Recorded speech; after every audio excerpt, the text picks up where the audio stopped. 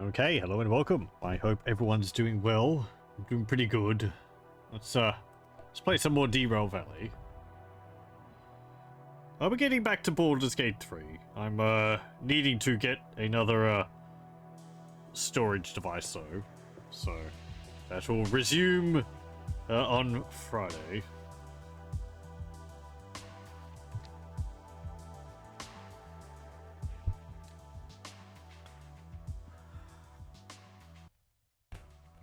Right, I've played a little bit more on my own. Those pieces of paper on that billboard are very bright. Actually, just untextured. Yes, so last time, I think it was in the recording, we were driving from the sawmill west along here, and I thought I got to this turnoff. Turns out I got to this turnoff, and I crashed the train. Completely destroyed it, and the carriage it was carrying. It was a very sturdy siding house. So yeah. I think I ended when I was at our house over here. I fast traveled up there. But yeah. Good news. I have more money now. 76,172. I did like 2 jobs, I think. Let me see. Can I remember what they were?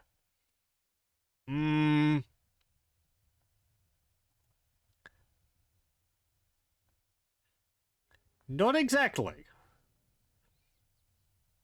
We're up here. One of them was taking some cars from one place to the harbor. I can't remember where. These are rather lengthy journeys, and I lose track of time. And then I did another job from the harbor to the oil well north, where we are currently. That went along here.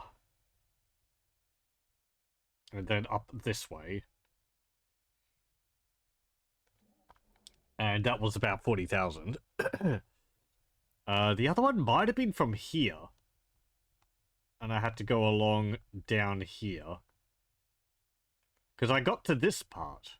And while the poor DE2 was fine hauling the like 225-ton empty carriages along the track on flats, when it gets here, there's a bit of a hill, and I actually had to pick up some more speed to get up there, and it wore the train a fair bit because I think it was raining also, so the brakes were getting a bit of a workout and getting worn down.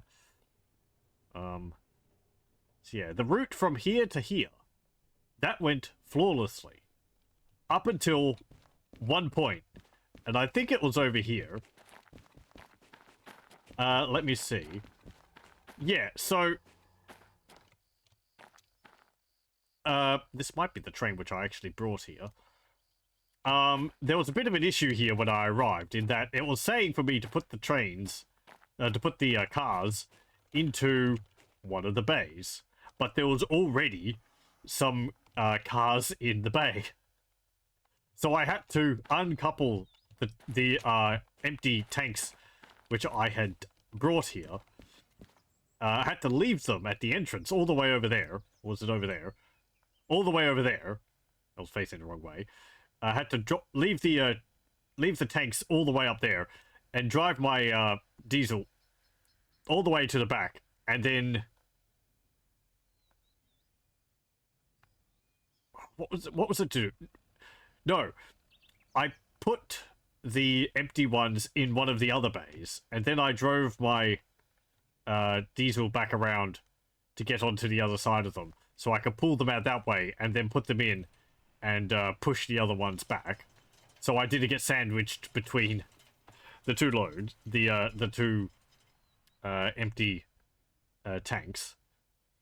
So that was an ordeal. But the bit that went wrong was, let me get off these.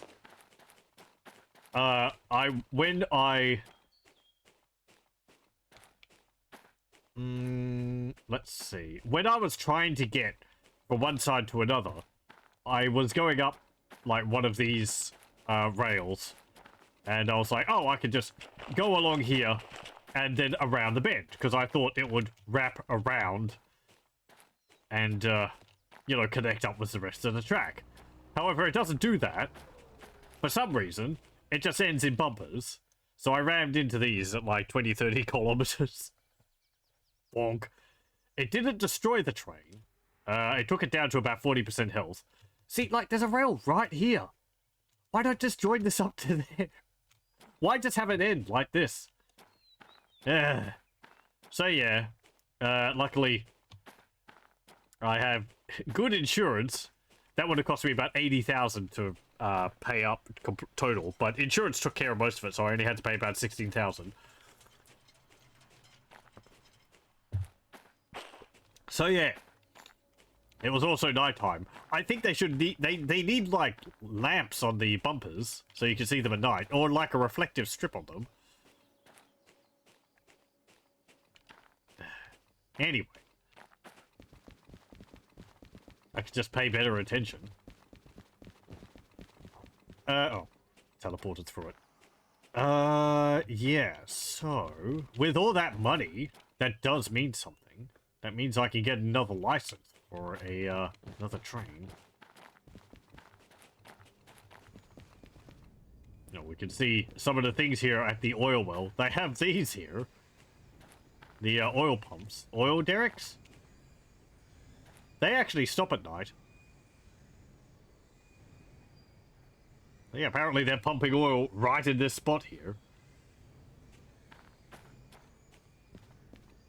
Some of these are quite flammable. They will explode if you bump into them.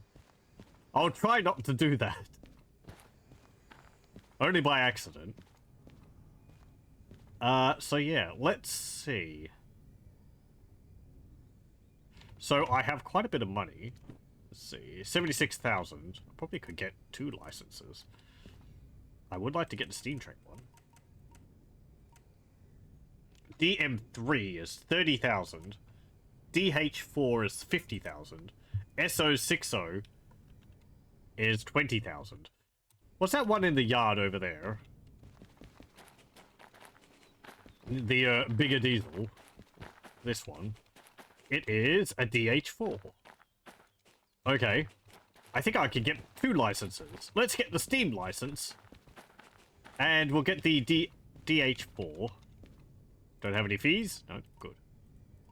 So... why is the DE6 200,000? It seems a bit out of scale for all the rest of them. DH4. Can my insurance pay for this as well? No? Okay. Congratulations. Grants you access to all the 4-axle diesel hydraulic locomotives in Derail Valley. Use them responsibly. Okay. We could just... I'll put this in the lost and found. I don't know what I'm going to do with all of these. Maybe just put them in my house or something. I kind of want to keep them around, even though they're useless. And we'll get the SO60, so I can at least mess around with it. Potentially blow it up, because I still don't know how to drive a steam train. There we go. This license grants you access to all the 060 steam-powered locomotives in Derail Valley. That's the usual way, I believe, of listing the rail configuration. You put little dashes between it, but on the on there and on the top of the page, it doesn't have the dashes. Use them responsibly. Oh, my insurance copay is nothing. Interesting. The other one had 10,000 and minus 2% on time bonus deadline. I don't know what it means by that. Okay. Anyway, let's have a look. So, I'm not going to do shunting. That is boring job for boring. We might do some of that later. Crude oil, can't do that. Methane, can't do that. Freight haul, methane, can't do that. Freight haul, crude oil, can't do that. Okay, never mind. We're going to have to go somewhere else. Since, I don't have hazardous materials, and I don't have enough money to purchase it now, I don't think. 6,000. I need hazardous materials 1, I think. Yeah, that's 40,000. Okay. Deliver crude oil to harbor and town. Methane to harbor and town. Methane to food factory and town. And crude oil to harbor and town. Okay. What do you mean crude oil, not to the not to food factory? I guess we can take the diesel from here. That's going to be this is going to be a bit more complicated than the little DE2. Oh heck, it's got little thingies on it. That's for the air brakes, I believe. To let the air out of the pipes. Okay.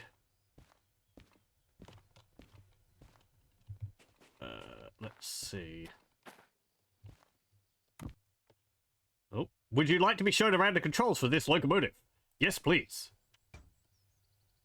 Okay.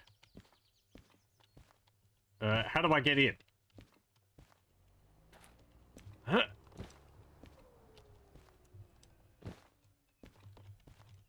Door? Oh, there we go. Okay. Enable electrics. This control provides electric power to various vehicles subsystems. Oh, it's got a little hatch there. Okay. This control provides electric power to the engine starter. Okay, so electrics would be like, I guess, the light in the cabin. This control operates lights and improves gauge and cab visibility. Okay, so I can put that on half, and it, I think, just lights up the dials? Yes, it does. And then that puts on the light in the cabin. Okay, cool. This control operates the window wipers. This is used to improve visibility when raining, for example.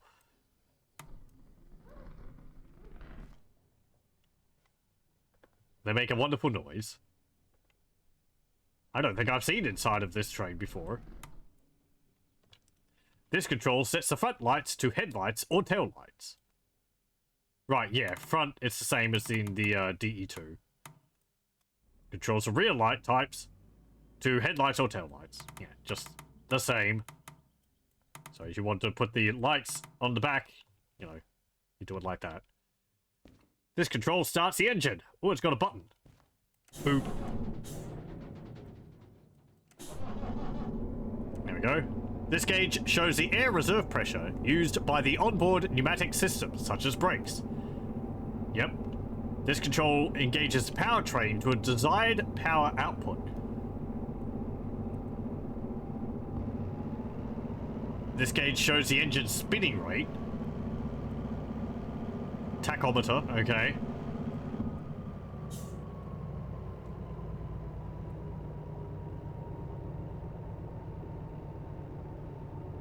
Is that it? You can figure out the rest. Okay, so we've got...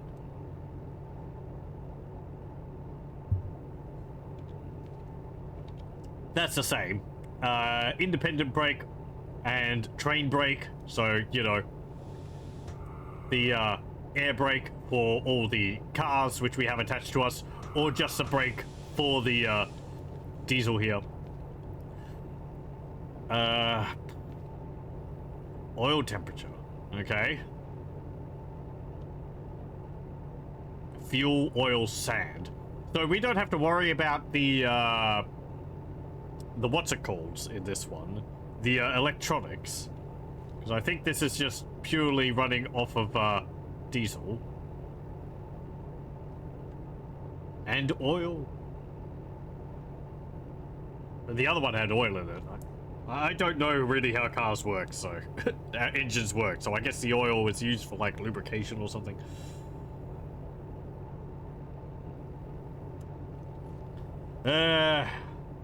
Dynamic brake. Horn.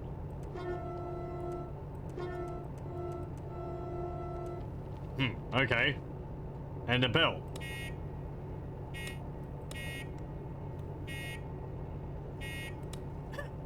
Okay. Honk. Ding. Dynamic brake. Do we have a... Oh, we have a handbrake. That's why we weren't moving anywhere. Alright, fine. No. We're not moving. Go. Fly, my child. Fly, my child. What do you mean dynamic brake? It's not moving. No. I can't wiggle that. Okay.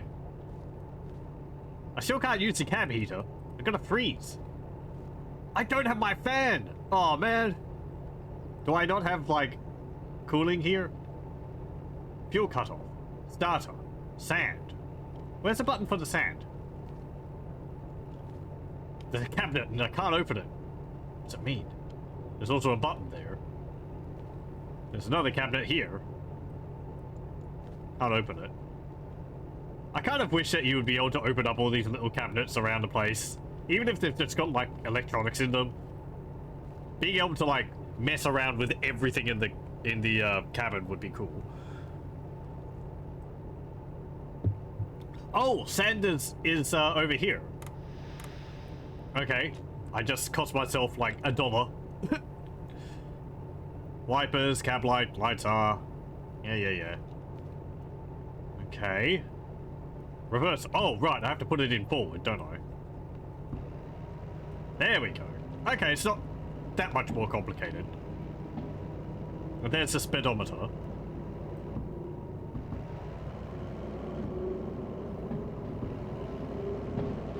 I don't know what I should be keeping an eye out in this case, but man, I feel so tall in this train compared to that one. I can annoy everyone with a really weird sounding bell or the horn.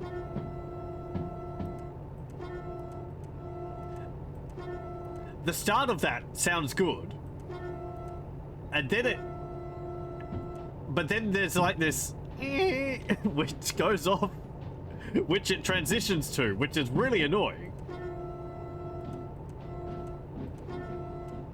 The initial honk sounds good, but then it changes.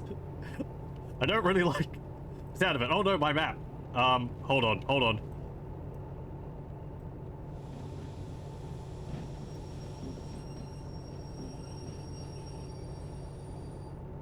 I left my map in the other train. Just a moment. I should probably turn this off.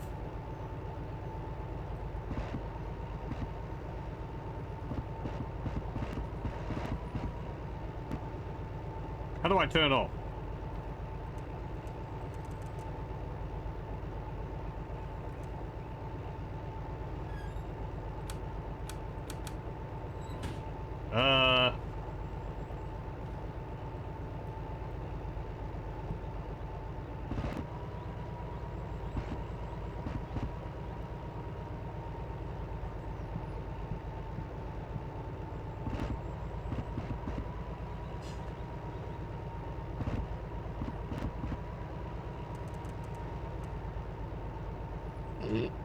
I don't know. I turned off the other one by wiggling the throttle.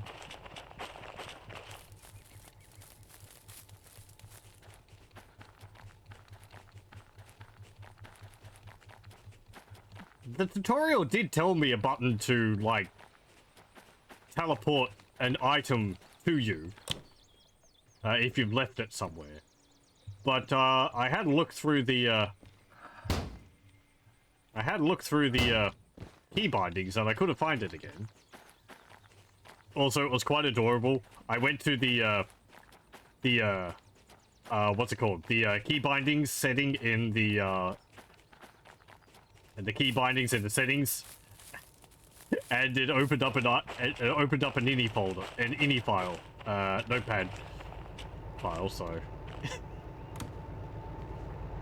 it was pretty great. Okay, there we go.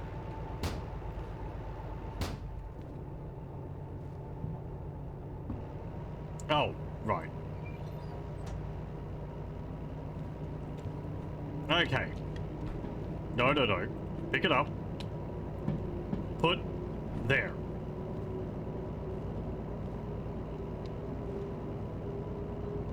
And put compass there. Okay.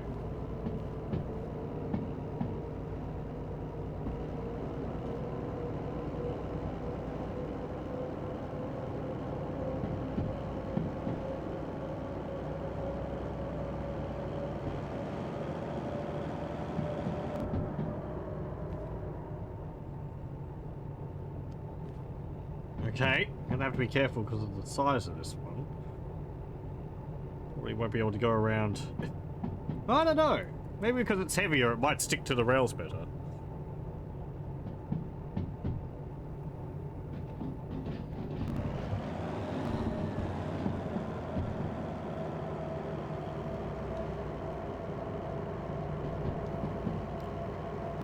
Where am I wanting to go?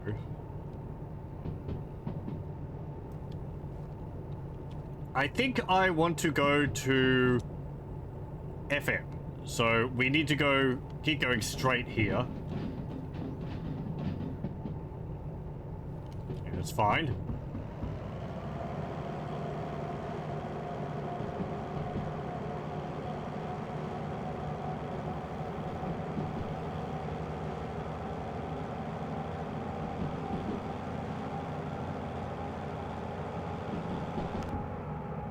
I feel a little too tall in this cabin.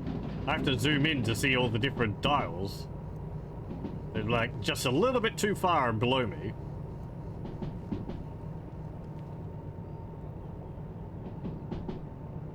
What are these for? Storage? Oh, that's where you'd put a what's it called? Fire extinguisher. We don't need one. Don't get as good of a view here. Oh, but I have got windows.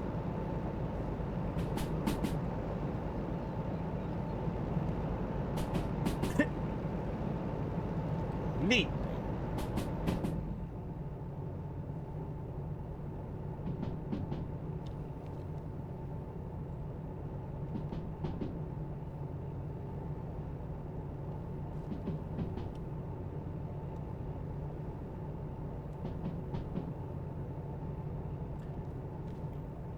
It's not as good to walk around on this one because I can't go out like onto that little strip there. There's no door at the front, so I can't like get a good view. I have to stick my head out the window. I can't like hop down in that little bit there. Yeah, I'm just like a little bit too tall to see through the windows. The front ones are alright. The side ones, though.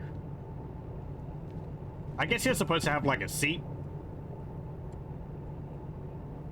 Yeah, well.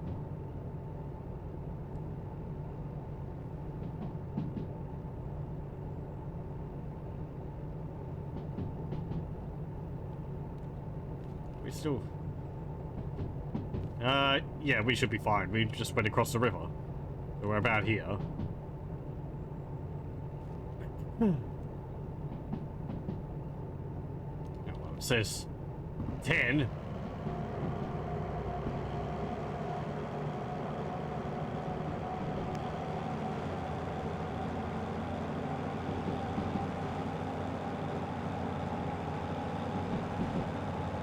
Also, because we're bigger, we should be able to hold more fuel.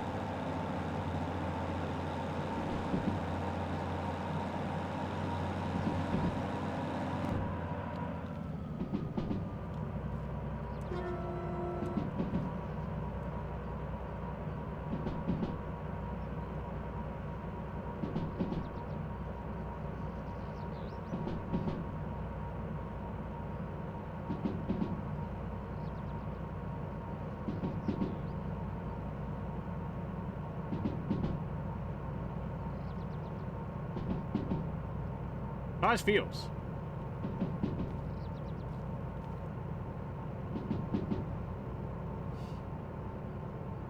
Yeah, you can see the river just over there.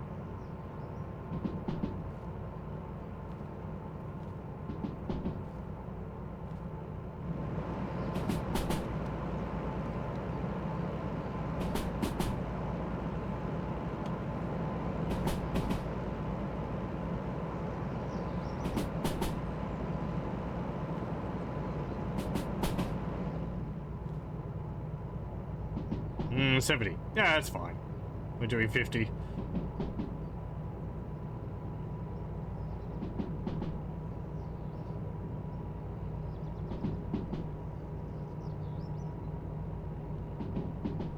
Here comes the other bridge.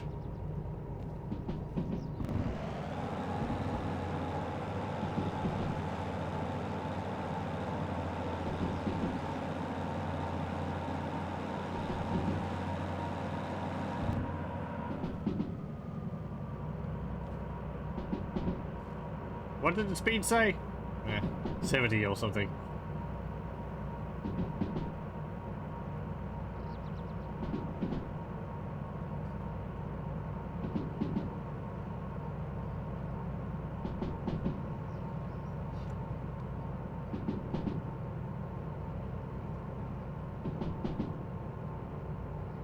Yeah, we shouldn't have any problem pulling the carriages from like we were in the other one.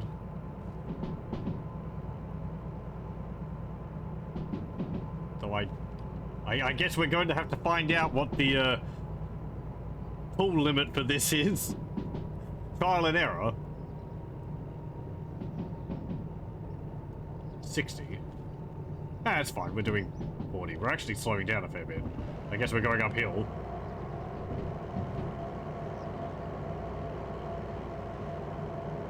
It does feel like, because this is bigger, it is heavier, so it's acceleration isn't as fast.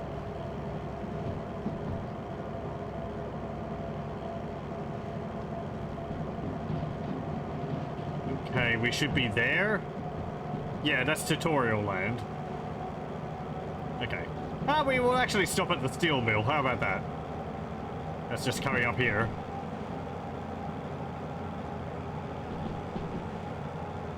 I think we've got a through there.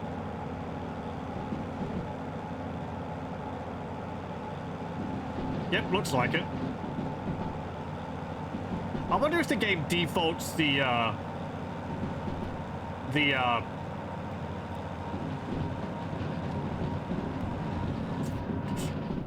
let's slow down a bit. Doing 60 going through the yard. I wonder if the game defaults the what are they called? Switches to going straight through the center. So, you know, so you could just go straight through the yard without having to worry about bumping into things. Or if you set them differently in one visit, will they remain like that when you come back?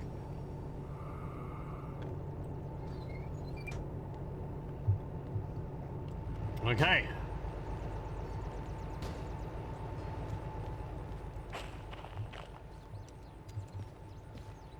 Let's see. Where is that building for purchasing things? For getting jobs. Over here?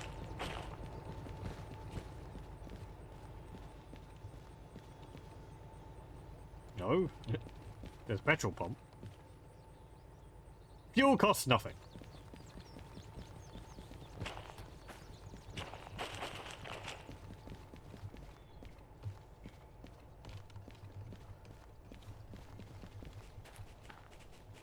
Over here?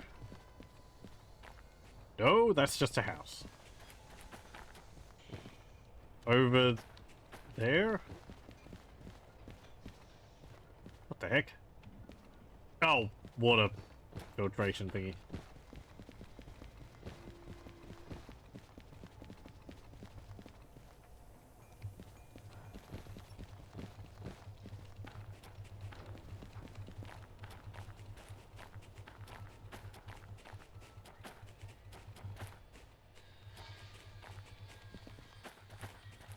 Okay, let's see.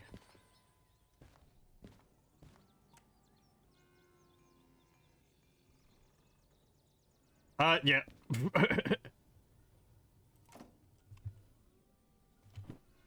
I guess just pay that. Thank you. Okay. Cost 3,000 to drive it here.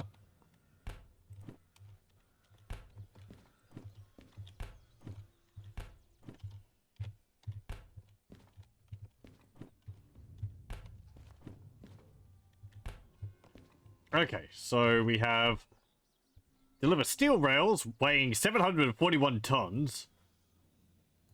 I think I want to get something maybe a bit less than that. Oh, there isn't. I feel like that might be a bit much for us. Going from 200 to 741? I don't know. Could we do that? I could take that one for 228 tons. What's these ones? Haul empty cars from the steel mill to the iron ore mine east. Or the empty cars here from the steel mill to city southwest.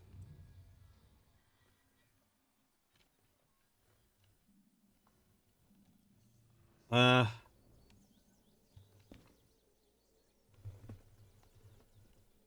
see. That is 37,000, which is nearly as much as one of these. And I know we could do that. Where's that to? Harbour and town. So we'd be... We're here. So we'd be going that way. That's not too far.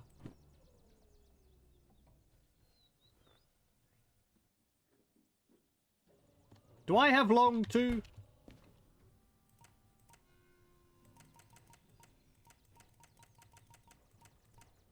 Yeah, I do.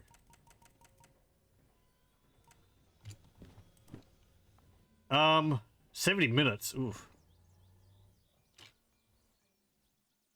I've actually cut the time down for them quite a bit.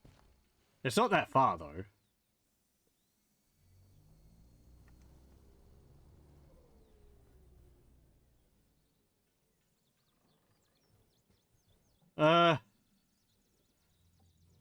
It is a bigger train. Is it able to pull 741 tons, though? Including uphill a bit.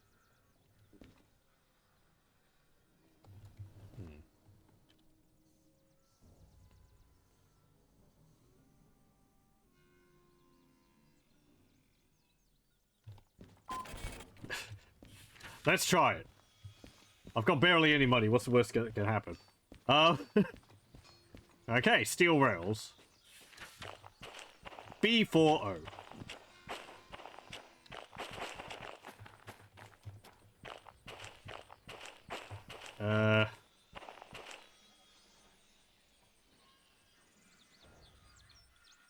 Oh, look, the crane thingy's moving. Looks like it's going to start raining too. Delightful. Here we go, B40. So these ones. Let's hope you're not too heavy. He says to, like, 12 cars of steel rails.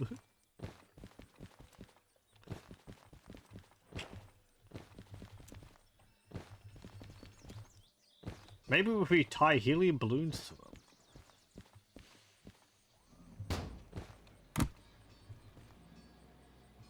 Okay. Oh. That did actually turn off. Okay. Boop.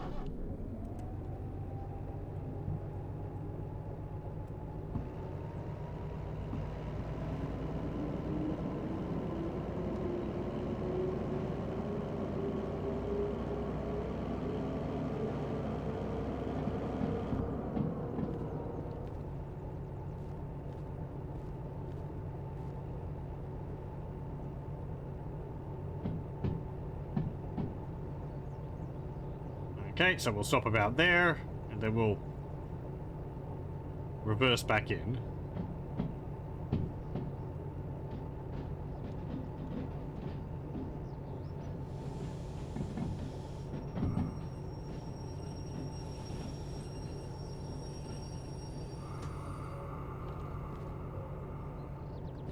Okay, so I want to go there. Damn it. No! That one's in the way. I can't switch the other one. Okay, that should be fine.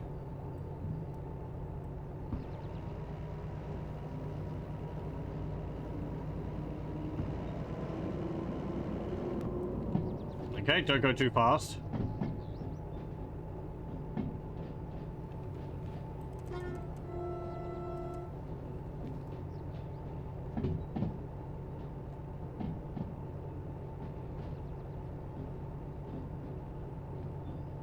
It was B40, wasn't it? Yep. 13. Okay. Don't start raining. That's just going to make this all more difficult. Is where the game's like, oh, you think you're going to be able to do this, huh? Well, I'm going to start raining just so there's even more of a challenge.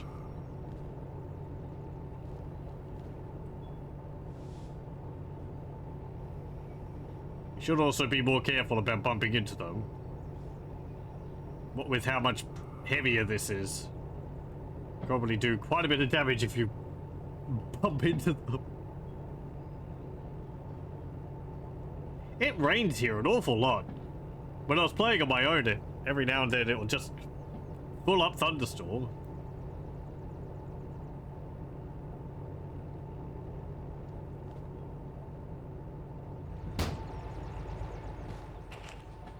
There we go. No, hang on. Let's use this one.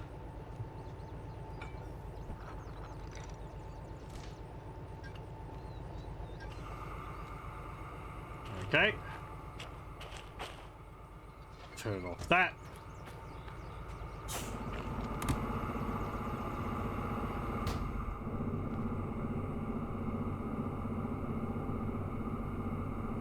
Right. Also, because this train's bigger, we should be able to get the pressure up faster. Because it will have a bigger air compressor in it.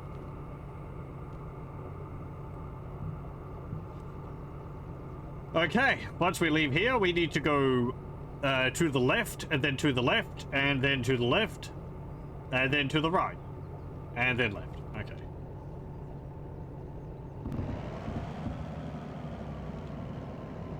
Well, we're moving.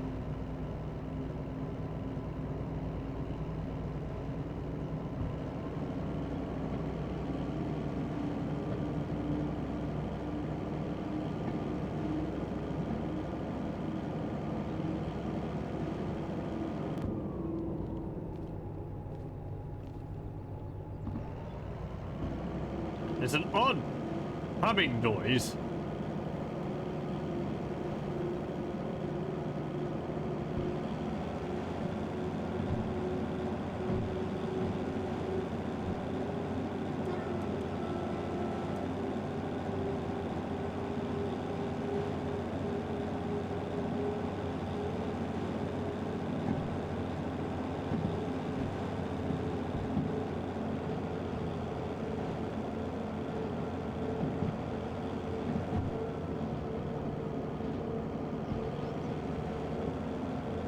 That oil temperature is getting up.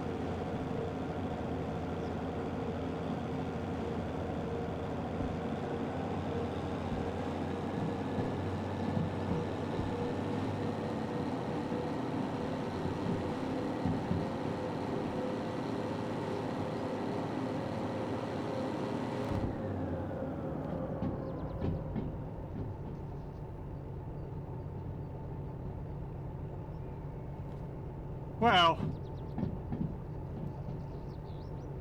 going about 20. Yeah, we maybe shouldn't get the oil up into the hundreds.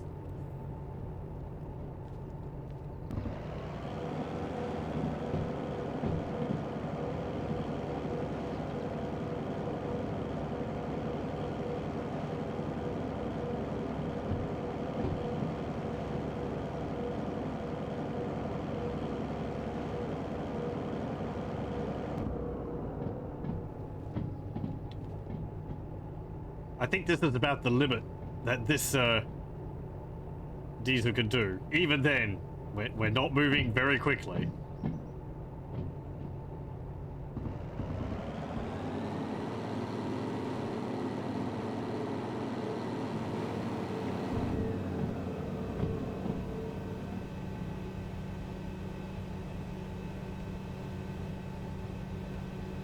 That doesn't sound good.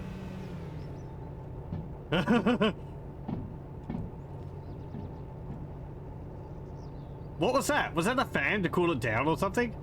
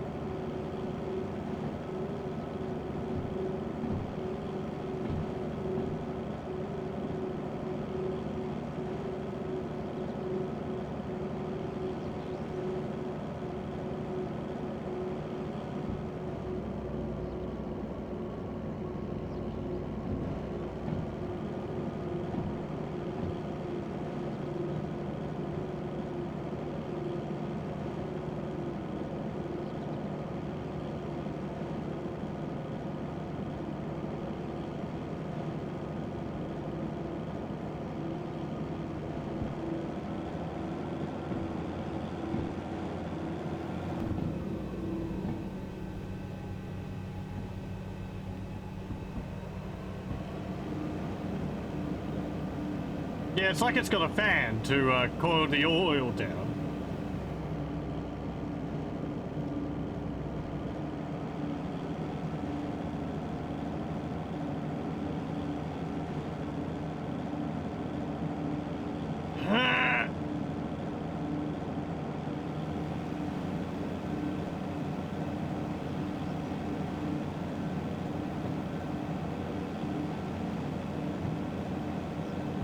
Come on.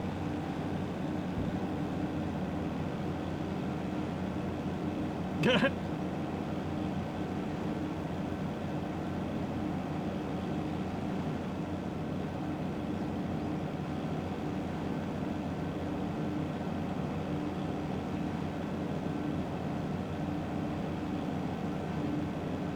Good.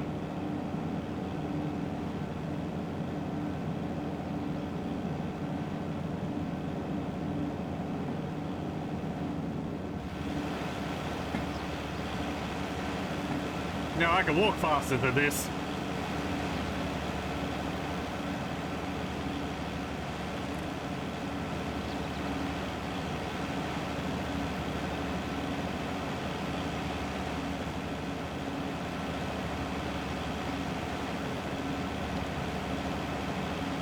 Well, I guess that's supposed to be spinning.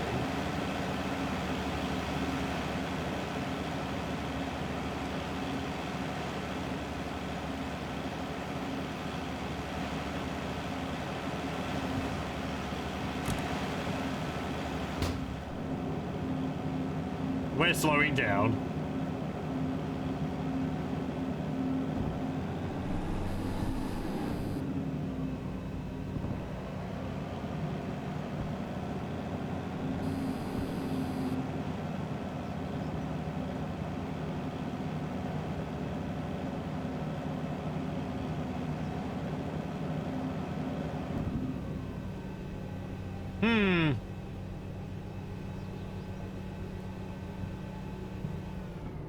Okay, let's try the old method of going back, gathering more speed,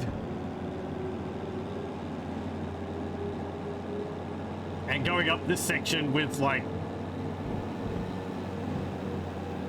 with a speed of like 60 or 70 instead.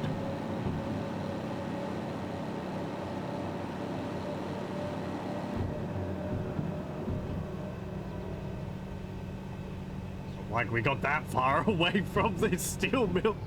We left and we started having problems basically right away. Fantastic.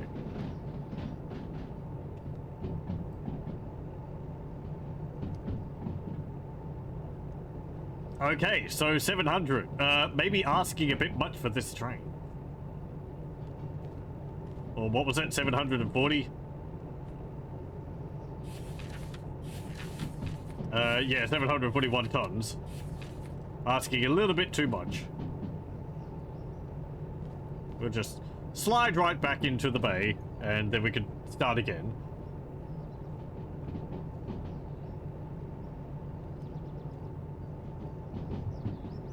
We did use too much fuel up in that. Huge tanks.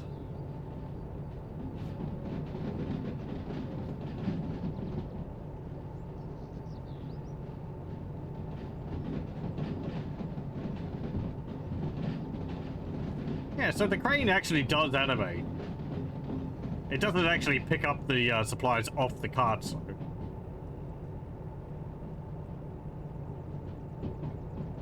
Okay, we'll go through the entire bay. And, we'll start from, like, back here. And try to get the speed to get up that hill. Oh, man. I do like seeing it sneaking away behind us like that. Curse you, physics.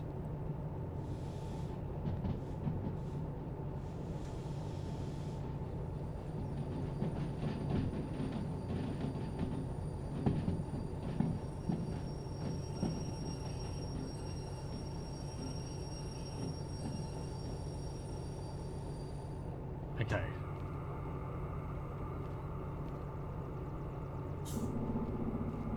Oh, and if I'd actually gone a little bit further back, we could have gone straight through. Yeah, let's do that.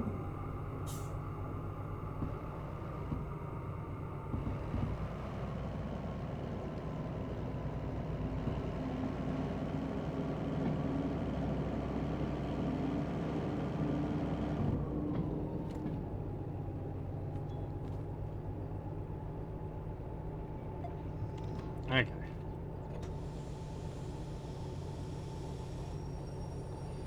I mean, it says 50. Do you think we could get 50 before we get out of the, steel mill?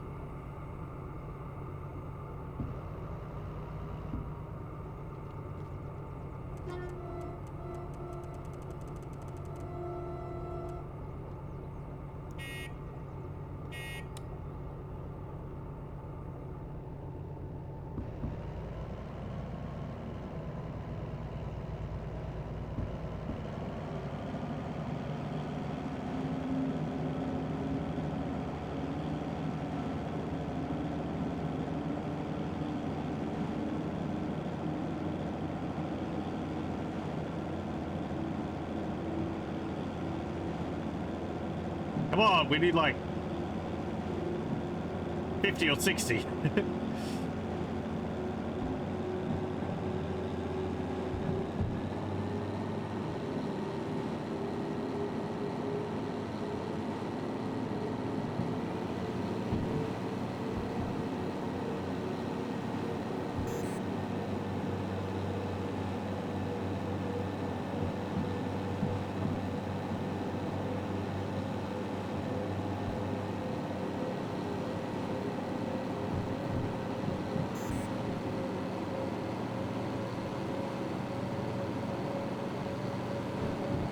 It's not a problem until it's into the red.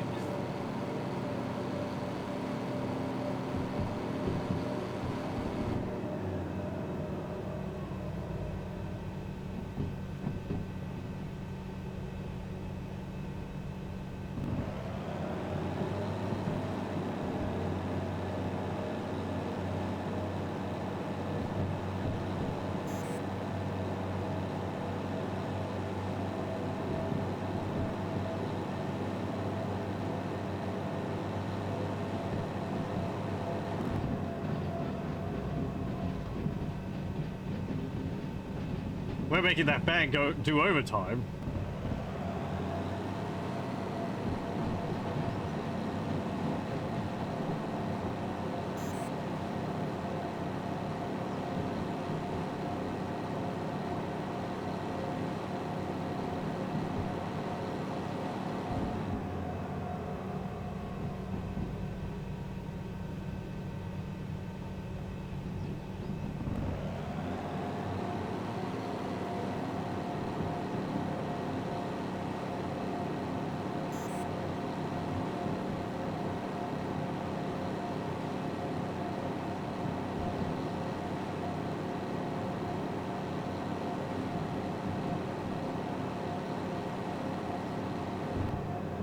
If you don't use the entirety of the gauge, is the gauge really even worth having there?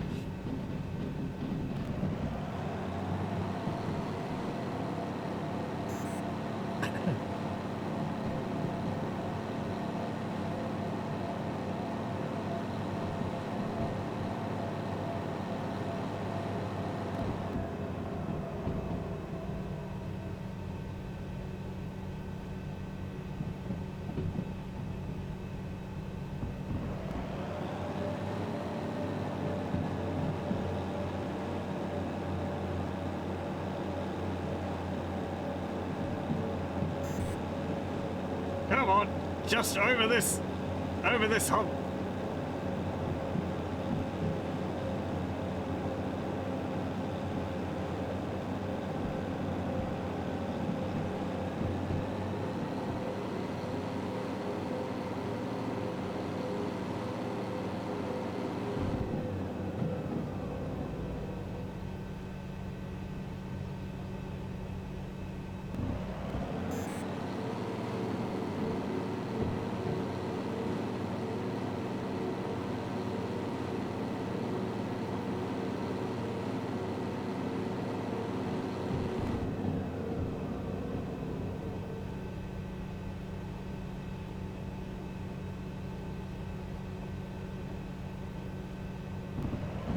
I don't like how this is looking.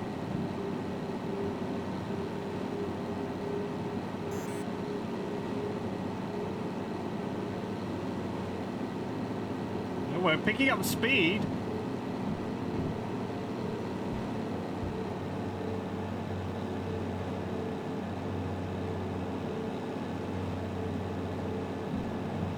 And we're staying even now. Come on, past that side and we're going to start going downhill.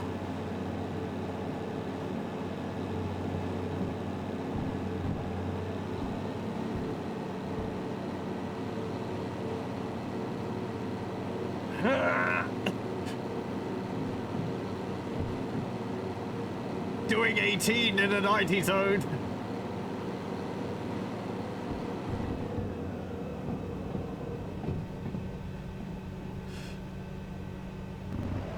You just have to believe. And other inspirational sayings.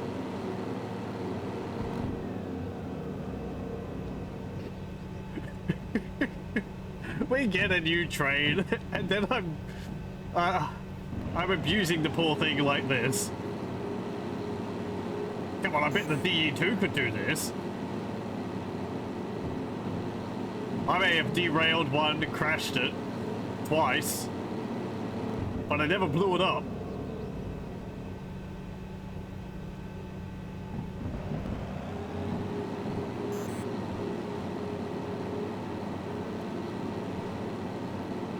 Yes, we need to go to the right, left. The other way.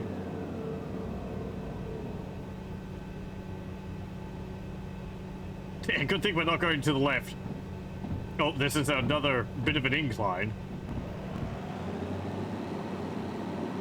It's not as high. That's 2.3%. This one's just 0.6%. It's doable. We just went over a 1.3 or something.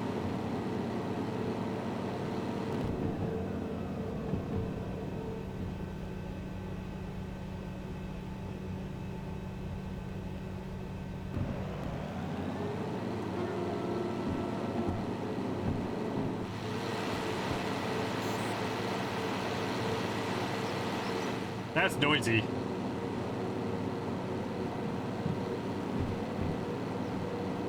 Are we picking up speed? We are! 20!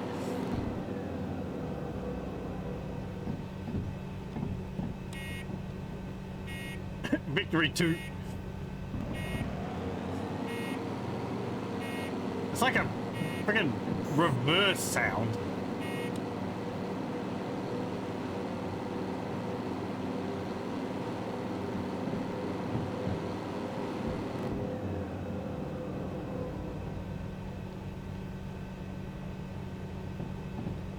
We're doing a third of the speed.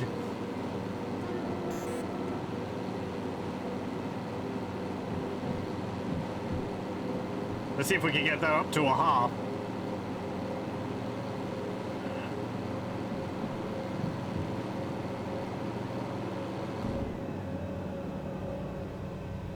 Right, after this, we need to keep going to the left, and then left. Okay, looks like it's all arrayed correctly for us.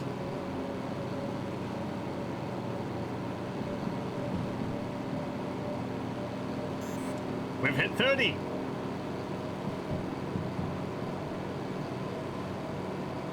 I think we might actually be going downhill. Incredible.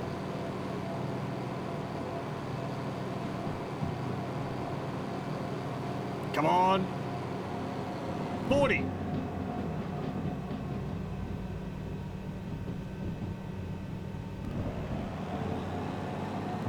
Now let it cool off a little bit more. Ah.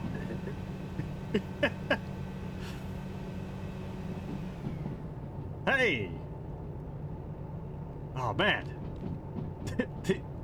The cooling system is like, oh, I can have a break now. Good.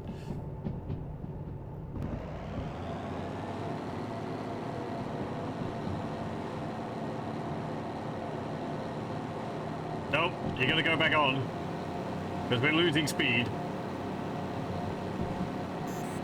I feel like if it's working on air, would that mean that the faster you go, the cooler the engine would be? Because of the air running through it just from the speed? That's 100. Okay. Well, we're not going to get 100.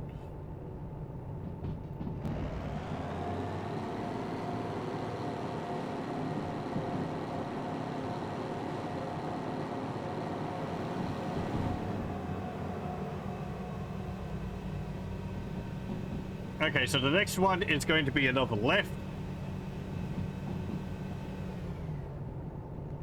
We're like around here or something?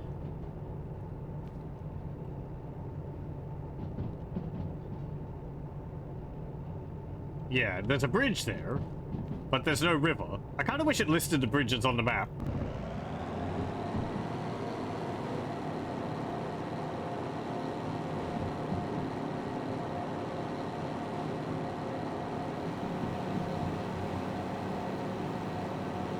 $120.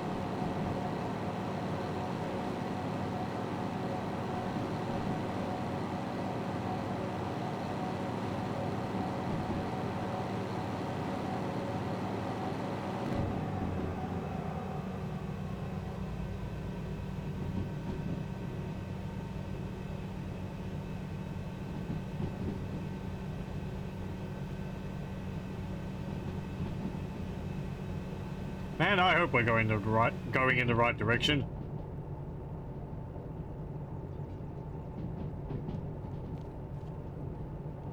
Heading to those mountains, which means we should be going around them. We have to go, yeah, to the left of those. And we have to go to the left again. Let me just check that. Yes, left. And then left, and then right. Oh, hang on. No, left, and then right. Yes, because I want to go this way.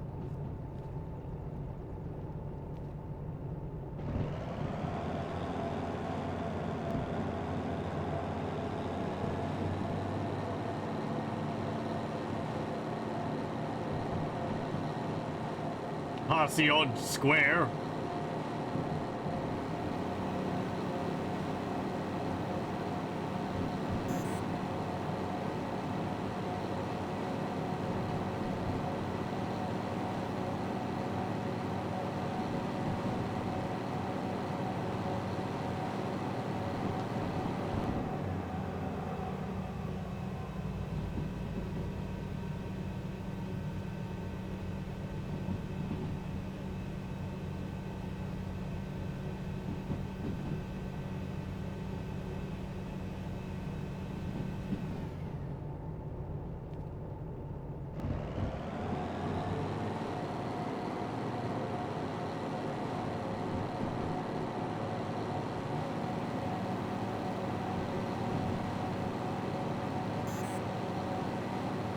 I'm glad it wasn't raining.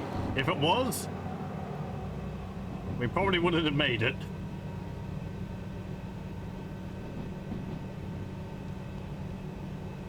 Yeah, going in the right direction.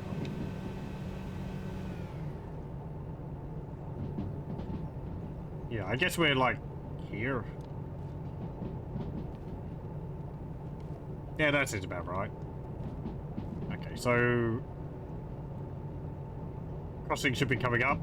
Kind of looks like it's going to start raining. I keep seeing little bits of rain like dropping from the sky, but I don't know. It always seems to be doing that.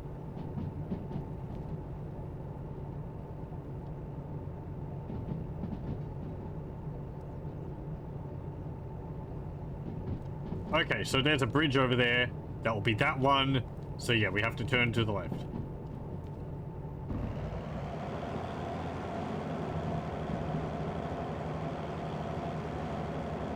Oh, they can level out this entire section of track. Why not that other one?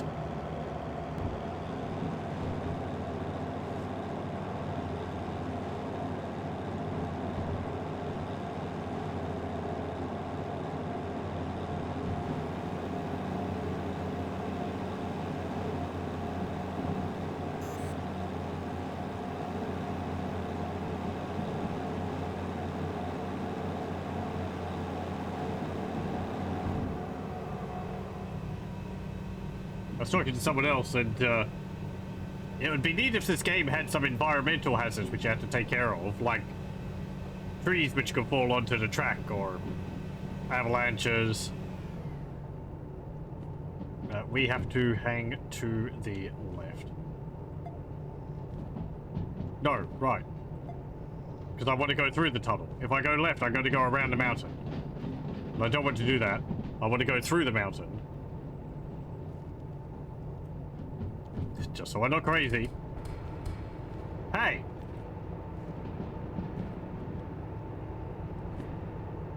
Yeah, we want to go down this way. So, to the right. Yes. Good. I was saying left that entire time. Well, I think I was saying right. Like, I was getting confused.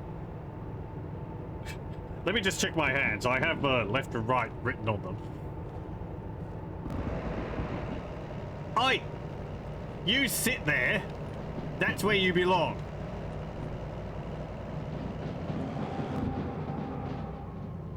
Careful. It said 40. That's 46. Put the brake on a little. We're going downhill. Don't want to lose control of this.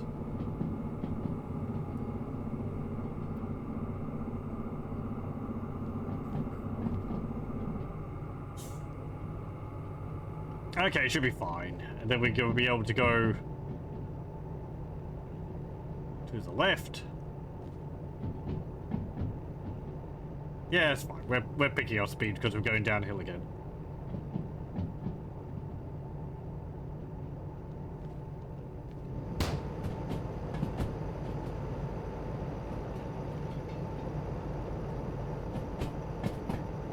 I always thought there was a cave over there.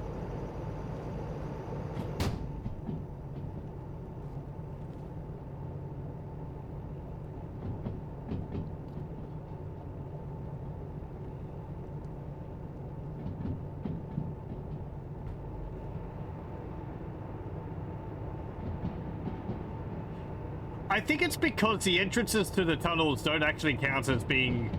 Like, I can pass through them. But I think physics objects, like my map, feel like they're slamming into the cliff face. That's why it's going thump.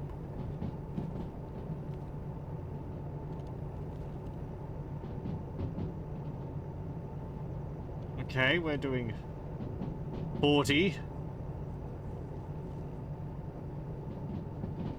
That's fine.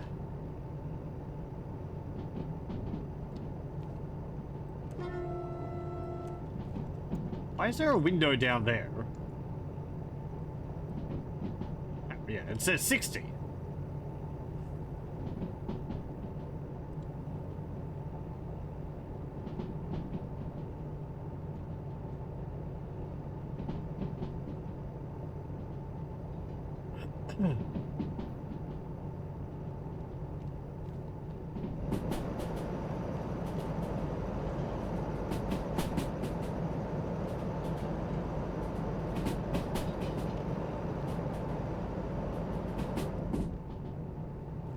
There's not much to do in here, so sorry if I'm moving around a lot.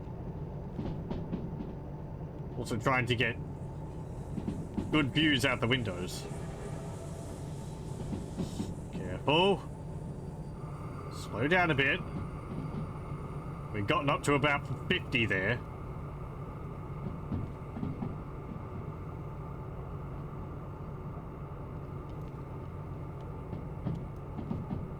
Okay.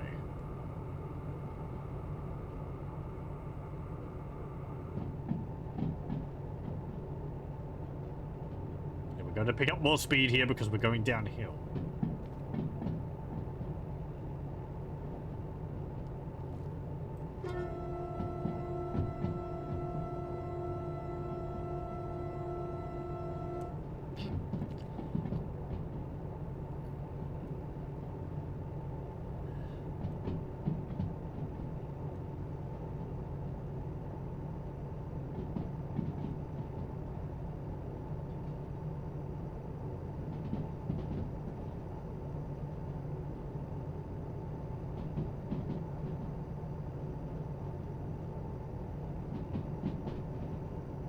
Oh, right. Also, because of the steam train, I bought a lighter and a shovel. I don't remember if that was something I did in the last recording or not. So we have the tools required to use a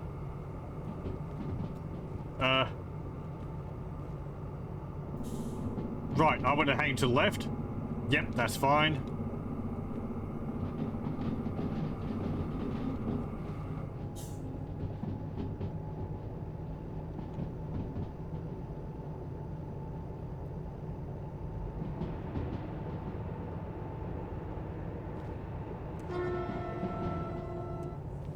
Also nice that the sound of the horn changes as you come out of the tunnel.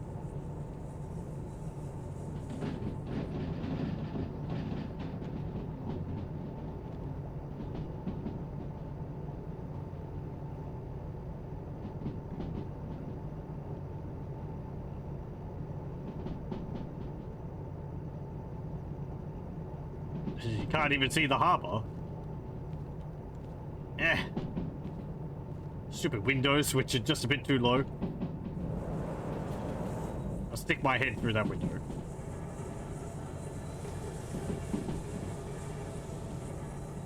That doesn't sound good.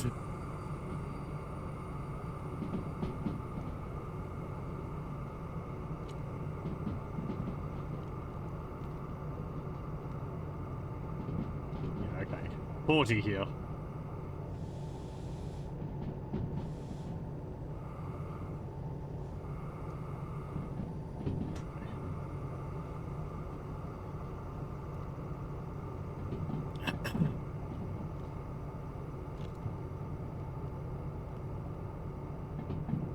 Good.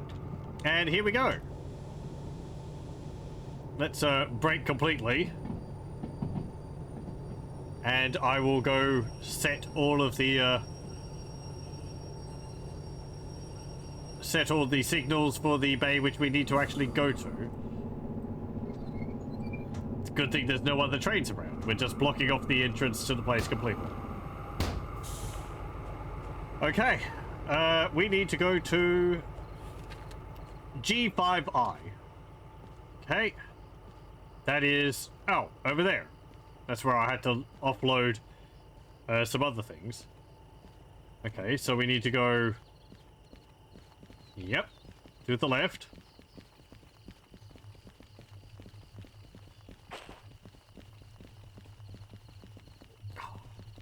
I could take the train and do that. Rather than just leaving it running here and then go all the way back. Oh, interesting. The weight of the carriages is actually pushing it along, despite the handbrake.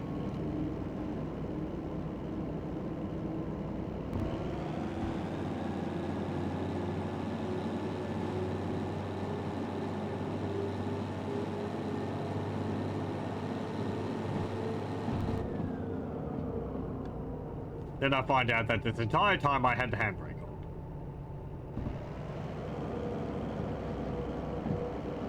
Still can't use that.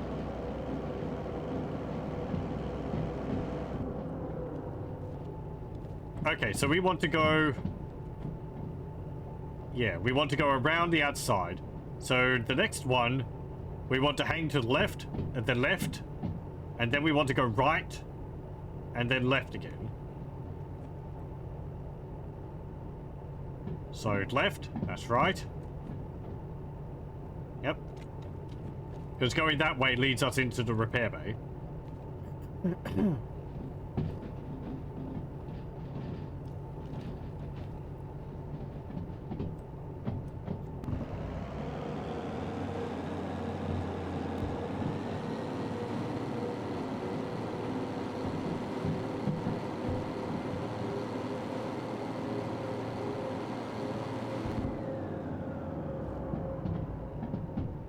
Yeah, we need to go through these bushes here.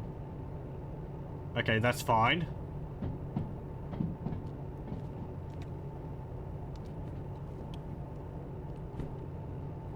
That's not what I need to look at.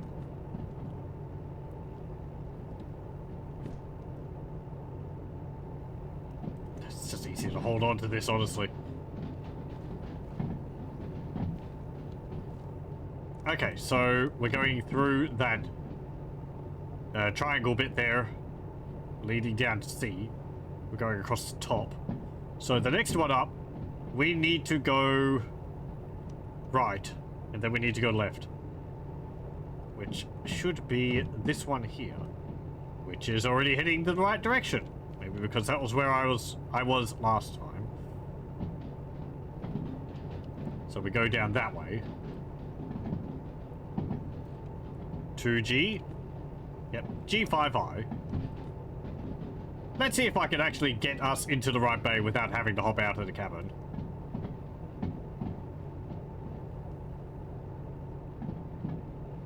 I think I need to go straight here.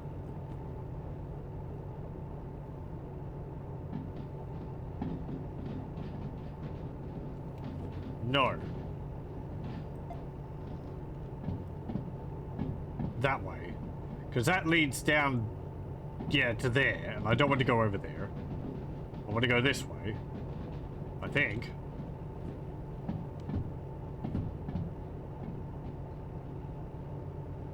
Makes sense to me.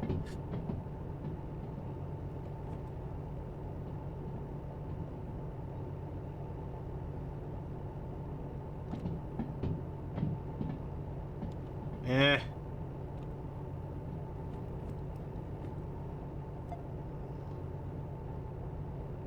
Yeah, here we go. G5I.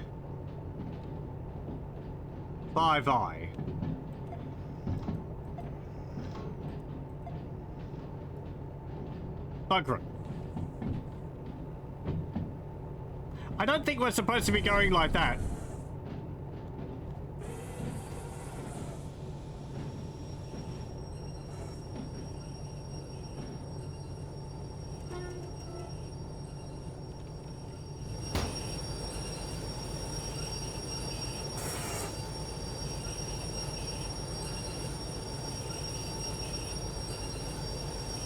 That's a bit of a derail.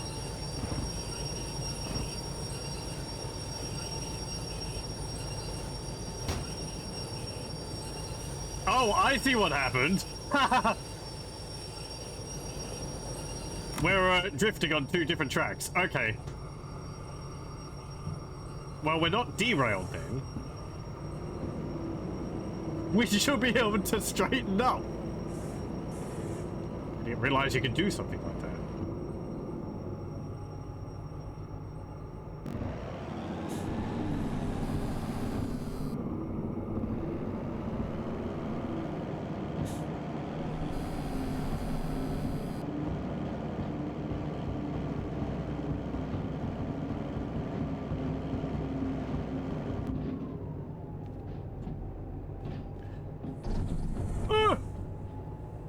Multi-track drifting.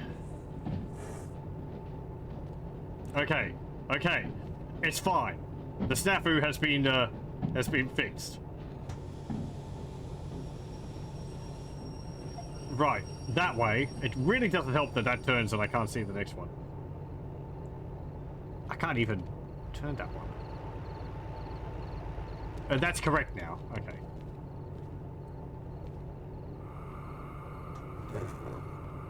I didn't actually think that the train would be able to go on 2 tracks like that. I thought it would just like, nope, sorry, you can't do that, derail. But no, the separate sets of wheels, the separate bogies, can actually go on 2 separate rails. It's probably not very good for the train, but no.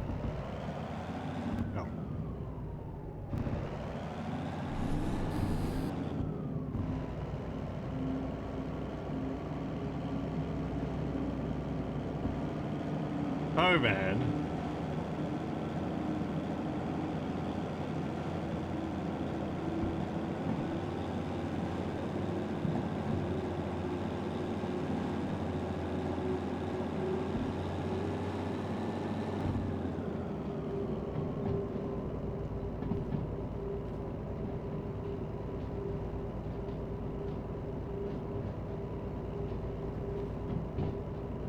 Okay, that is G5I.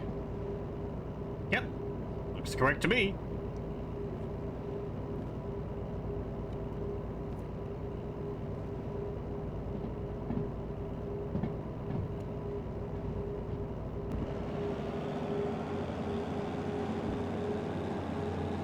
This trip's then going to end up costing me more fuel and repairs than what I would have made.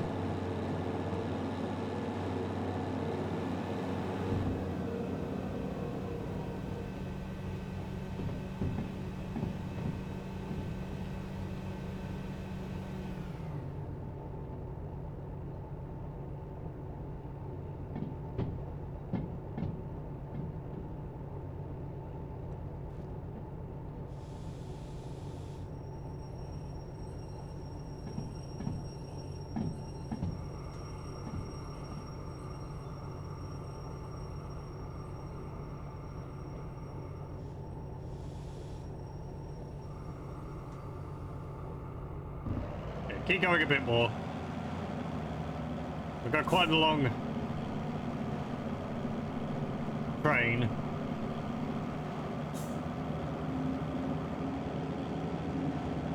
And I was running the engine against the air brakes there. That wasn't good.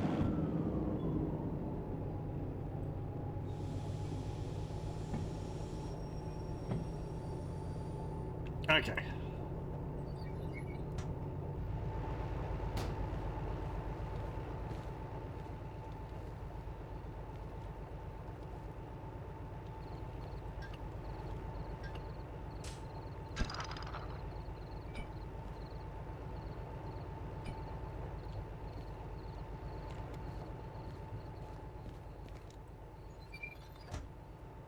There we go. Let me see whether you're all inside the bay.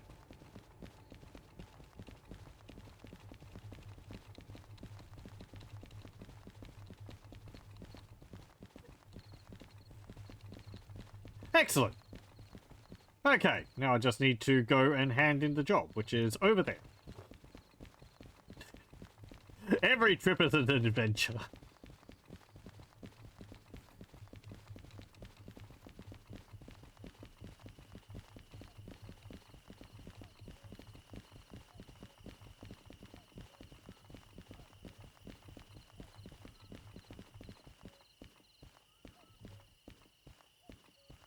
I wonder if I could go into the boat.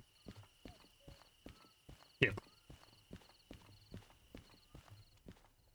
Okay. Job's a good one. Yay! 38,577. Yay! Oh, I got a time penalty of 19,000. Time bonus of 19,228. Nice. 57,865.5.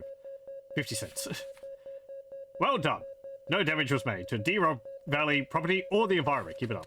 Yay. I'll take my $57,865. Thank you very much.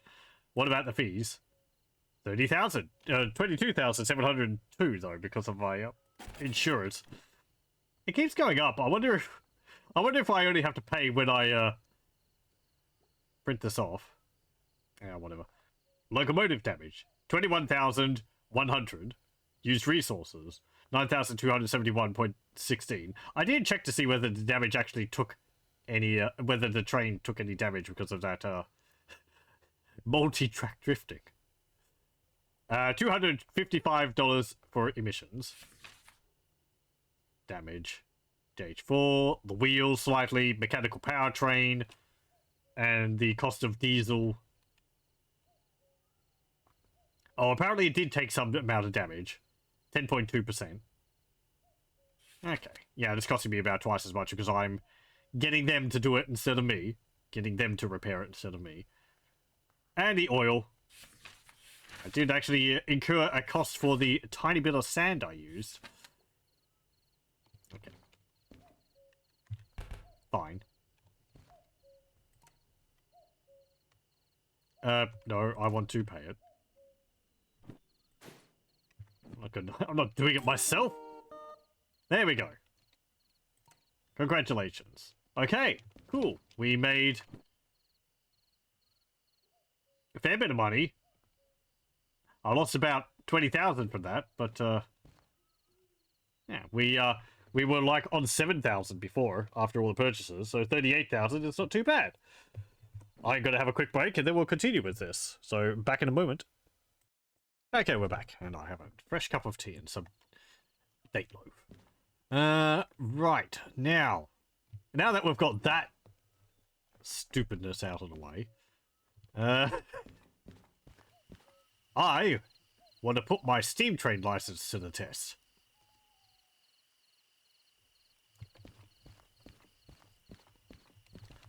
First up, before we accept a job, let's go see if there's one in the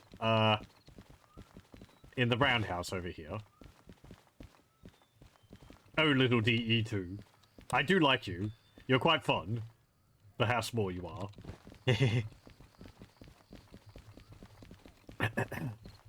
It's the little engine that could. I'm hoping when this game gets closer to release that, like, modding really picks up for this. There are, I would like to see a lot of Thomas the Tank Engine mods for this game.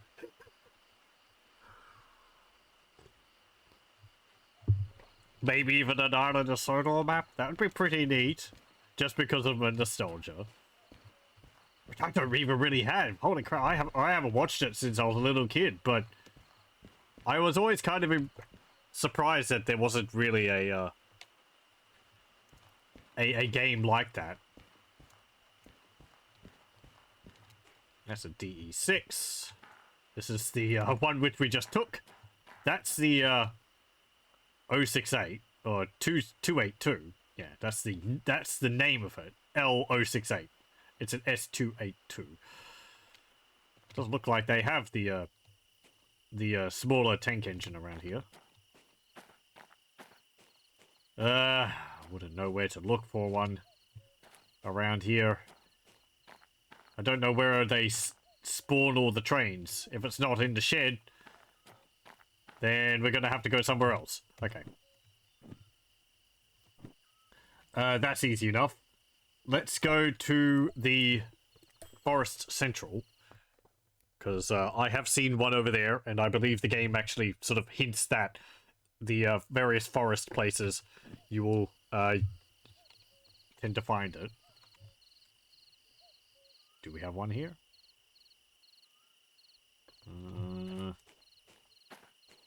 Behind those logs, I think. Is that one? That kind of looks like one.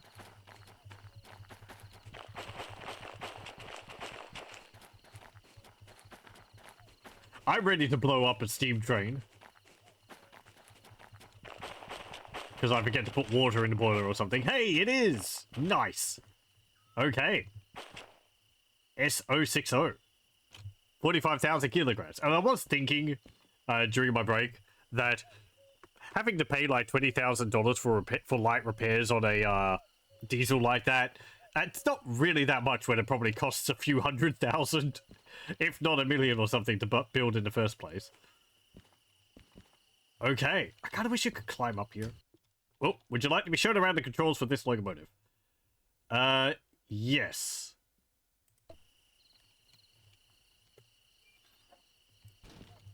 Oh, hang on. This device provides lubrication to the engine's running gear. Remember to disable it when the vehicle is not in use to avoid loss of oil due to leaks. Yeah, there's a little valve there. I don't have a flashlight. And it's nighttime. I can see about as much as you can. Guess I have my lighter. I don't think I can turn my lighter on, can I? Oh, I do have like a half crouch. Oh, there we go. Okay, cool. You have to use the mouse wheel to open it, and then you use the left mouse button to light it. So yeah, there's the lubricator. Okay, I'm gonna have to drop this to use it. Open the damn thing. There we go. This device pumps air for use by the pneumatic systems, such as the brakes. Okay, another pipe up there. This device uses steam to generate electricity. It is needed to enable headlights, for example. Okay, a dynamo. Okay. Oh, let me just, So yeah, there you go.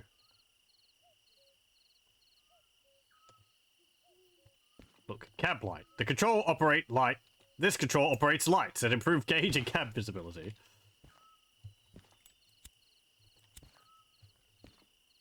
Okay. Oh, it needs steam to be able to work, so it's not going to work right now. This control operates the window wipers. This is used to improve visibility when raining. Oh, I can put this away when it's still lit. Okay. That's fine. The control sets the front lights height. This control sets the front light type to headlights or tail lights. Right. Yeah, sure. Okay.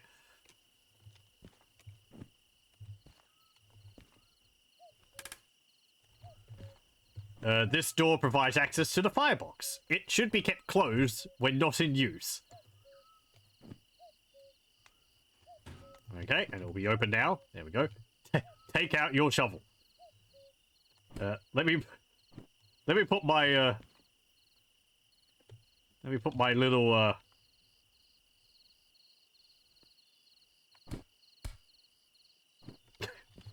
put it up here. There we go.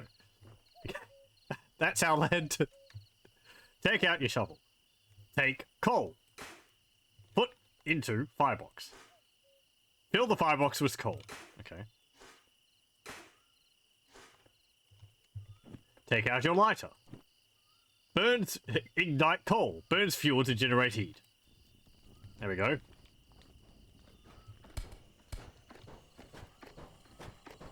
Hold on. This control boosts airflow by releasing steam at the front of the engine. By bringing more oxygen into the firebox, increases the fire burn rate. Use this when you are not running the engine, but need to build steam quickly, such as when stationary. This gauge shows the firebox's temperature. Right, and you'll see the coal went down very quickly because it's condensing how long it takes to set. Hold on a moment. Fill the firebox with coal. Yes, yes. It's really like compressing the amount of time it takes to build up steam. This gauge shows steam pressure. This control boosts airflow by releasing steam at the front of the engine. By bringing more oxygen into the firebox, increases fire burn rate. Okay. Close the gate. This meter shows the level of water in the boiler. Having it below or above the visible range can be extremely dangerous. Beware that it changes based on the vehicle's inclination. Yeah, if you're going uphill, it will show that there's like less water in it than there actually is in the tank. Because the water sloshes around. Look, injector.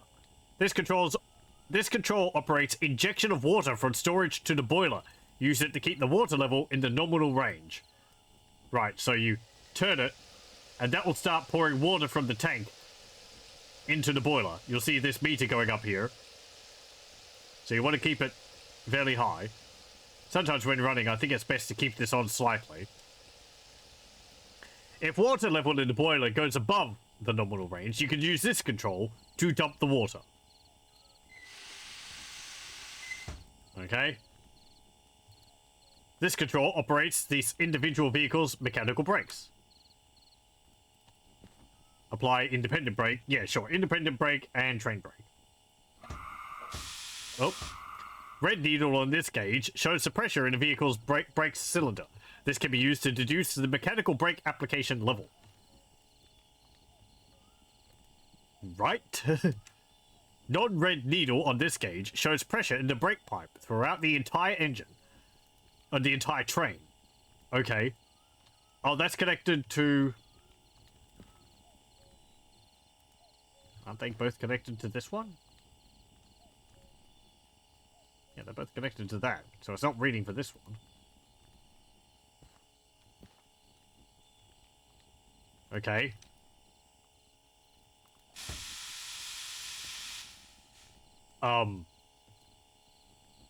Tutorial over. Good luck. What are all these for?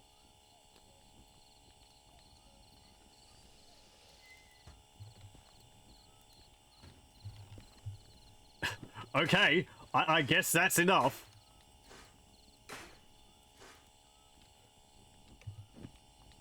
Put the coal in my pocket. Oh, I believe this is for dumping the coal out onto the tracks. Or maybe this one? Damper. Coal dump. Right, so that's for dumping the coal out onto the tracks. The damper...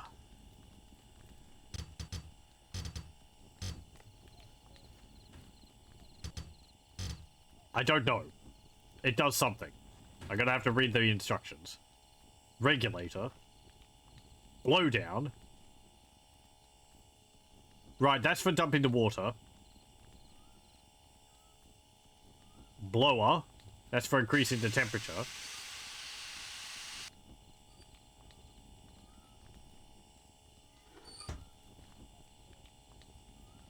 Okay.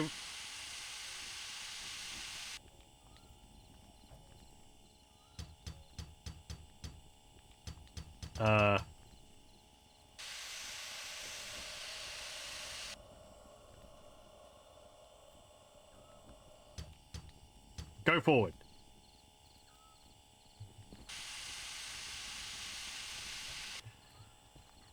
Oh boy. Speedometer is 0. What's this do? Oh, is that... forward?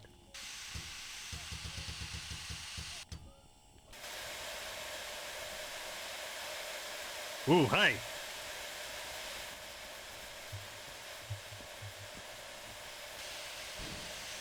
Actually moving a little bit? Hey, we're moving!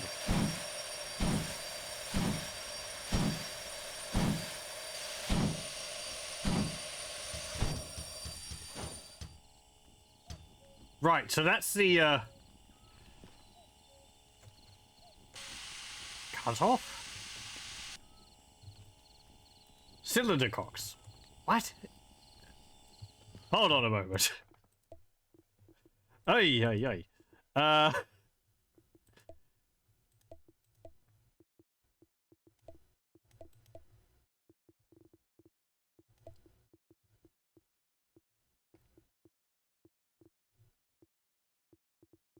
It's just steam trains, how they work.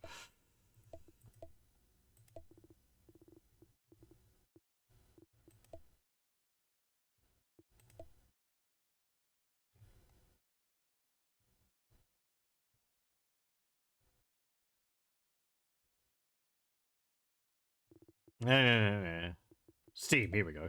Steam overview. Steam vehicles are propelled by steam pressure. Steam typically gets built up in a large onboard pressurized boiler containing water, heated by a coal-burning firebox.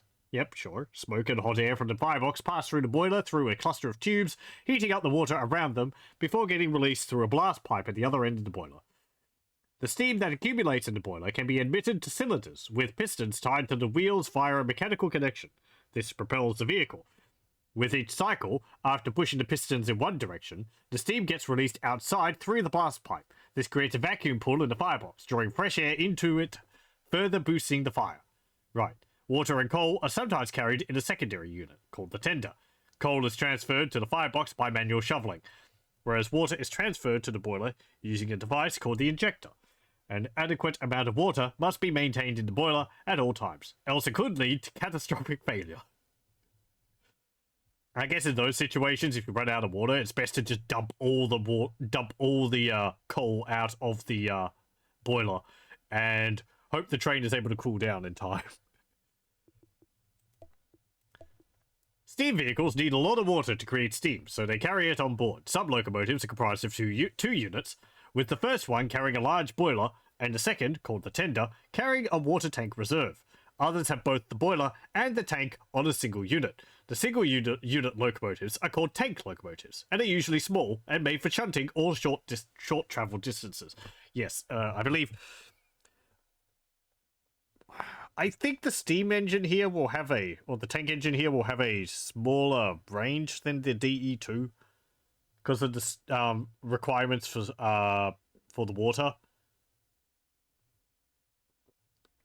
At least if I'm inefficiently running it.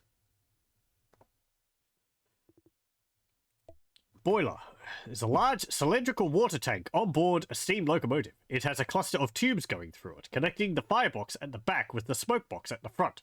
Hot air and smoke from the firebox go through these tubes, heating up the water inside the boiler, eventually causing it to evaporate to steam. Being a compressible gas in a pressurized chamber, steam accumulates in the boiler, increasing the pressure. The boiling point temperature of water depends on the amount of pressure in the boiler. The higher the pressure, the higher the boiling point. As the steam in the boiler cools down, it will condense back into water. Okay. Right, so it's harder to get more pressure. As the pressure increases, it sort of levels off.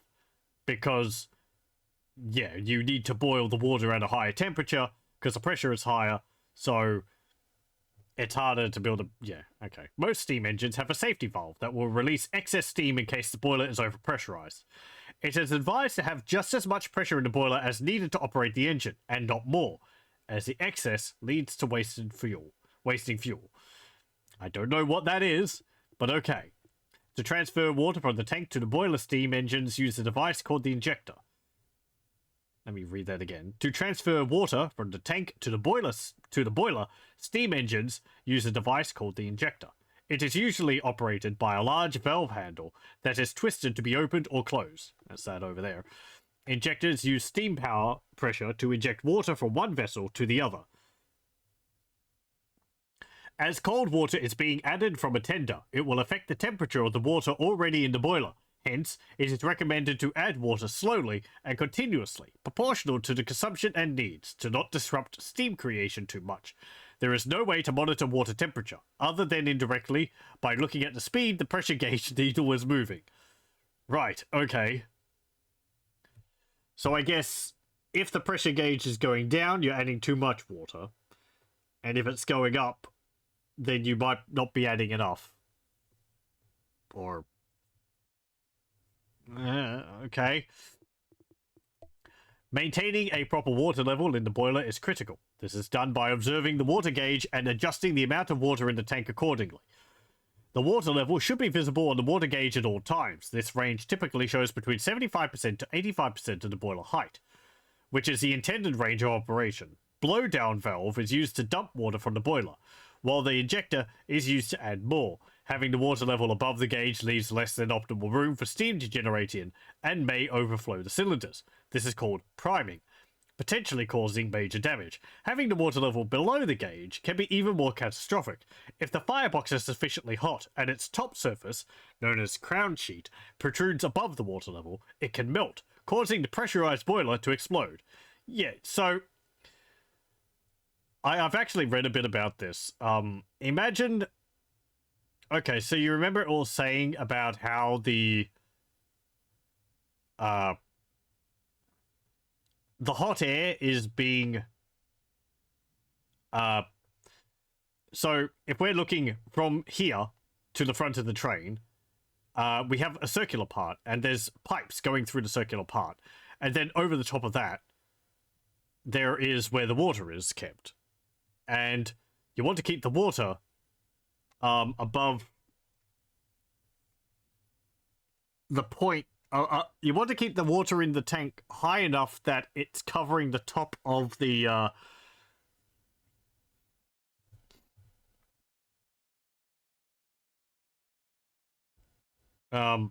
over the top of the firebox. I'm gonna get things of this wrong. As it says, though, basically, I'll stop trying to explain something I don't understand. I'm trying to explain it so that I understand it better. But as it says, it's like you want to keep the water in the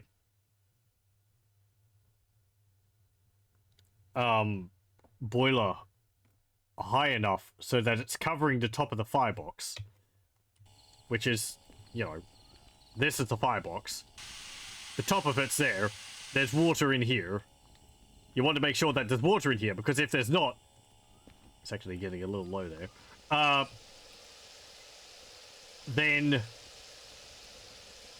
yeah, the metal will heat up, and it can potentially melt and crack, which will cause steam to escape the boiler and blow up the entire engine, which is that's not very good. I don't want that to happen. That sounds very painful for the train and me. Okay, let's continue reading. Also nice that it remembers where I was. Water level is also grade dependent. If a locomotive is going downhill, the level will appear lower than on a flat surface, and vice versa. In case of emergency, one of the ways to prevent explosion is to dump steam from the boiler with the blowdown valve, the blower, or even the cylinder cocks. Okay, so if you need to, twist that, or I guess pull that. I don't know what the cylinder cocks are or what they do, but fire management. Steam vehicles need to burn a lot of fuel, typically coal or oil, to boil water. They carry it on board. Some locomotives carry fuel on a secondary unit, called a tender, whereas smaller ones carry everything on a single unit. Yeah, like this one. Firebox is a chamber on board a steam vehicle, where the fuel is burned in order to heat up the water inside the boiler. Coal-powered fireboxes have a fire door, which the engineer can keep open while shoveling coal inside. The box should be kept closed whenever possible. Even though its effect on firebox temperature is minimal, keeping the door open can cause blowback, a reversal of the exhaust flow that can draw fire into the cab and be catastrophic for the crew. Blowback can be prevented with the use of a blower valve. Temperature inside the firebox is measured by a temperature gauge. It should be kept only as hot as needed to create the required amount of steam. Having it too cold will not generate enough steam, and overheating it can cause inefficiency with fuel consumption. Firebox temperature is controlled by the amount of coal and draft inside it. Simply having no more coal to burn will cause the firebox to cool down, and adding more coal will warm it up if the draft is sufficient. The amount of draft depends on how the steam is used, but can also be adjusted by the blower and damper controls.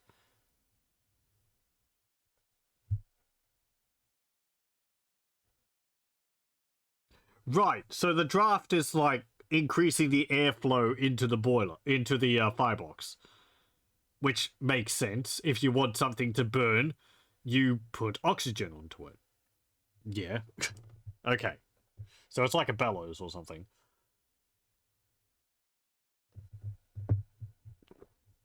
Now I just have to understand which way that lever has to be pulled so that it's, which way do I move it to increase it? I guess I push it down to increase it.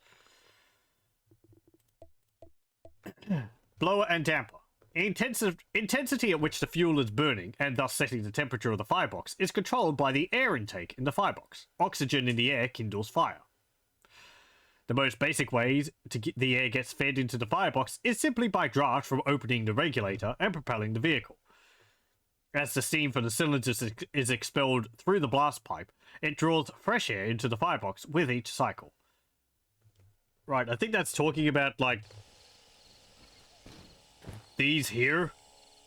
When these go forward, they open a section here, and then a vacuum's caused, so they pull back, and then it will suck air into the thing. Okay. I think that's what it means there.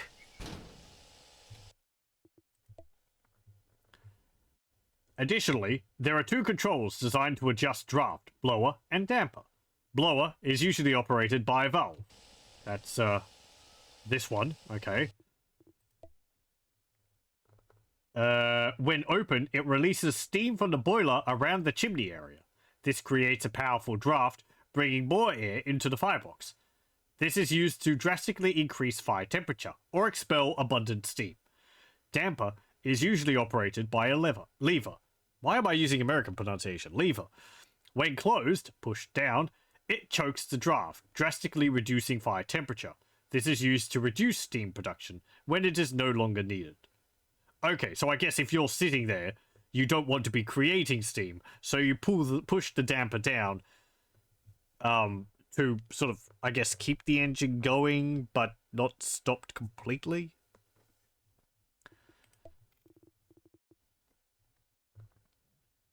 Steam drivetrain. Regulator. Using the regulator control device equivalent to throttle in other motorized vehicle types, the driver sets the amount of steam being emitted from the boiler to the vehicle cylinders. Based on the technology used, some vehicles may have early versions of superheaters that results in delay in response from the control device operations to the vehicle motion. The steam is distributed alternately at both ends of the cylinders with every cycle. It pushes the pistons inside, which are mechanically connected to the driving wheels, thus propelling the vehicle.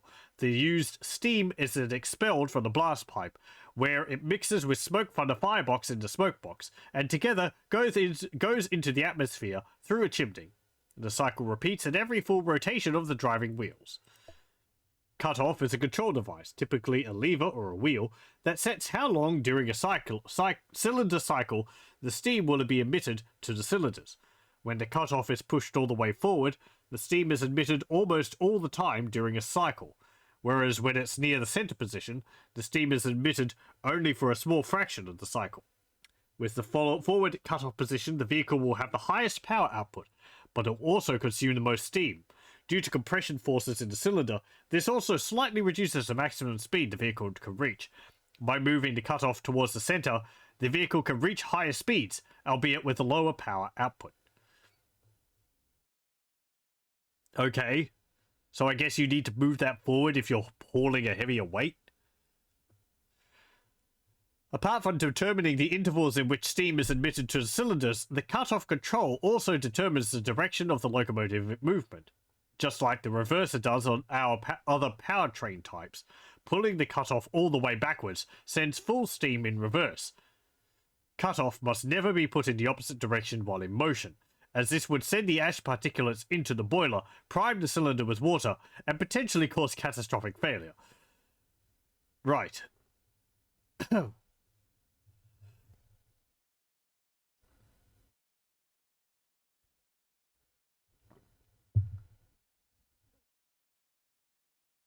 Okay.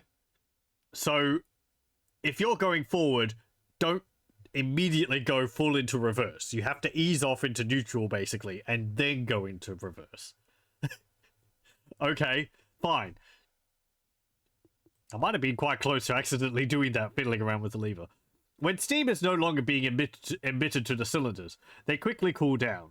This is due to them being separated from the boiler and the firebox. The steam in cylinders then condenses back into water pretty fast. As water isn't compressible, unlike steam, if enough of it collects in the cylinders and is pushed by a piston, it can break the cylinders and cause catastrophic powertrain failure. Sure. For this reason, there are cylinder cocks. They are operated by a valve from inside the cab, allowing water to be released from the cylinders. As some of the steam from the cylinder is lost when the cylinder cocks are opened, acceleration is reduced. Typically, the drivers open cylinder cocks for a few seconds after not accelerating for a while, for example, after being stationary or coasting. Cylinders can also fill with water in a process called priming. This is the case of the boiler having too much water, or running the vehicle with the cutoff set in the opposite direction, causing water to overflow into the cylinders. Are we getting all this? This is a case where, like, viewing each individual section and how it works would help my understanding so much. Reading words only gets so far. I'm broadly understanding it. I can't say I'm going to fully understand it just by playing it in the game, but some steam vehicles come equipped with an automatic lubricator device. There are 2 meters on it, one representing the oil level in a small onboard reservoir, and the other the oil level in the mechanical assembly of the drivetrain. When the lubricator is enabled by opening a valve that can be found on it, it automatically administers oil from the reservoir to the drivetrain with each cylinder cycle. Note, however, that leaving the lubricator enabled when the vehicle is not in motion leads to wasteful loss of oil, so it should be disabled when the vehicle is being stored. If a steam vehicle drivetrain begins to run out of oil, it will produce unpleasant noise. If no action is taken, it will eventually dry up and result in catastrophic damage to the drivetrain. Right.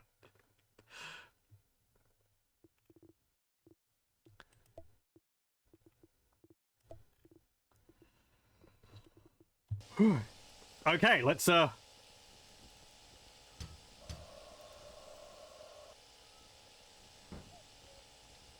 so this is the cylinder cocks.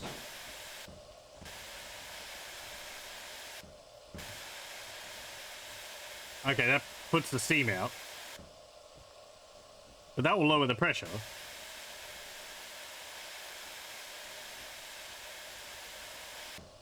Maybe? Oh. Tank's full.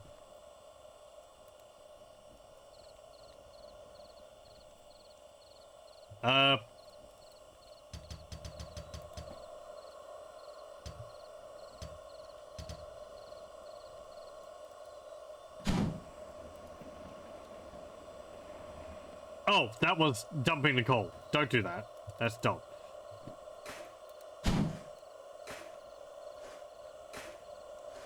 I think I have to light it again, do I? Oh no, it's fine.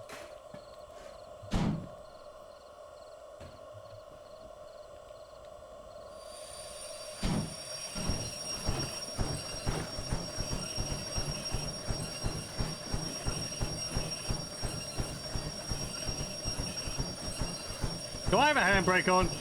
I do.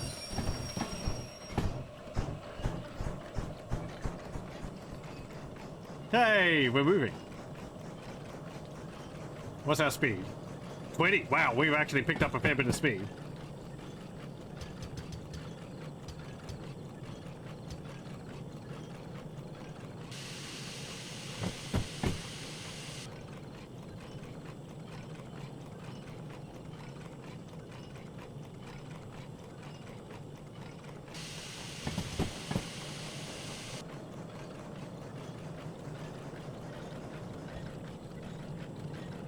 Hey, we're moving. Neat. No. Whistle.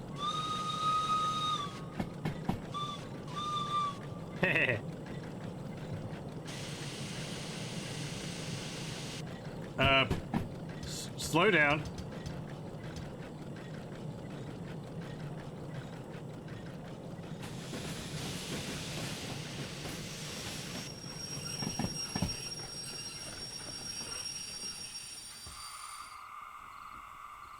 Okay, now I put it into reverse.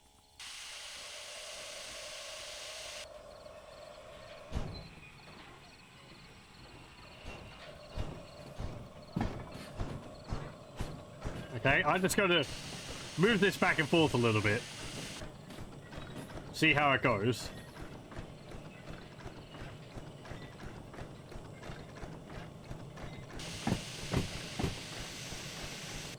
Okay.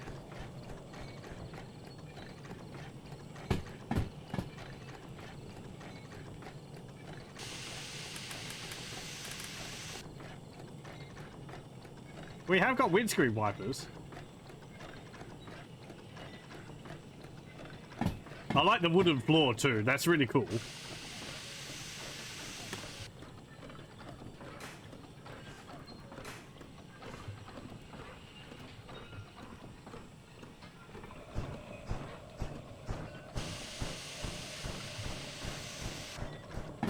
Kind of wish I could see the pistons working on the wheels.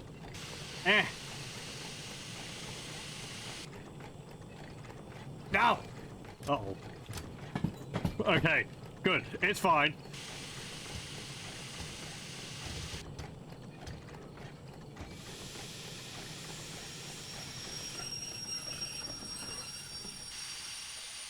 Okay, cool.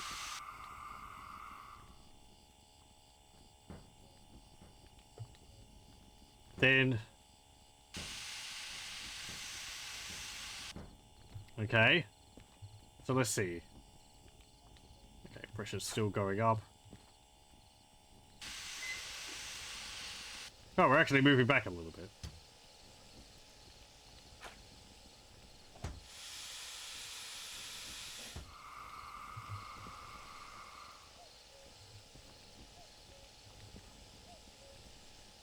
Fire temperature.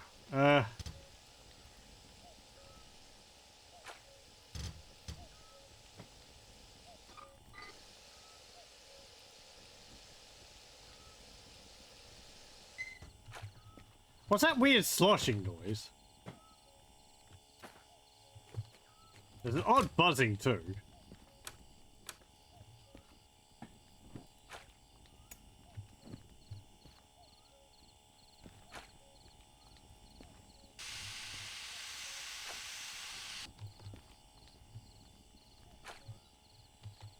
Stop.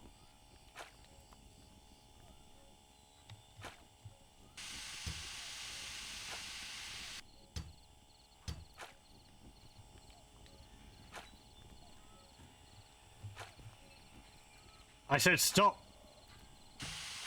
Why do you not stop? I guess the steam pressure's too high.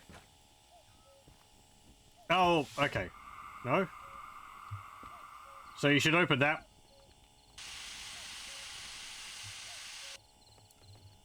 No? I guess the pressure's just building up and it's moving it on its own.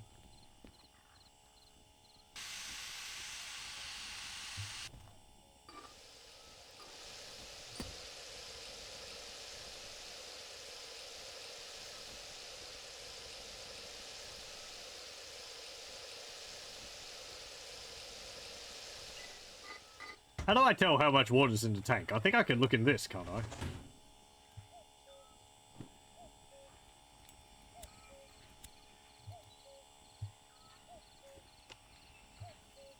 Okay. There's a ruler in there.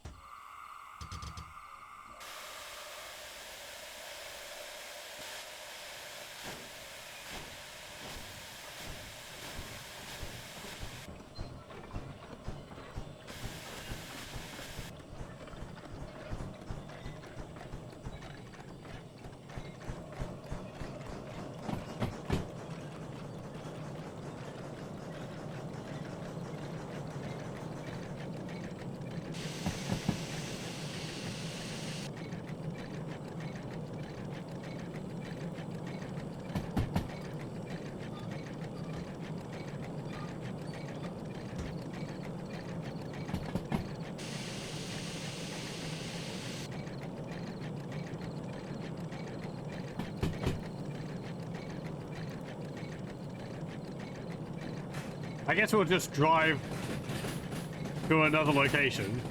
We'll see how we go. I won't take a job. It's kind of hard to see out the a window. Ooh, you can see it bumping around because we're going...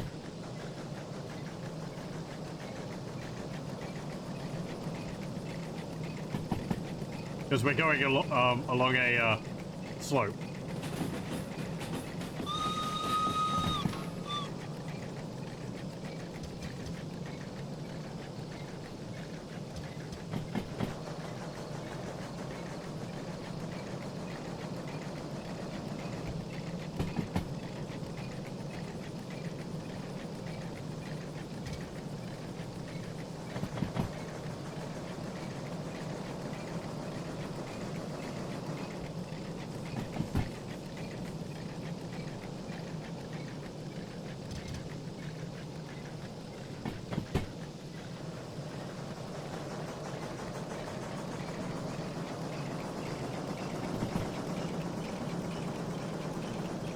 Oh, a little fast.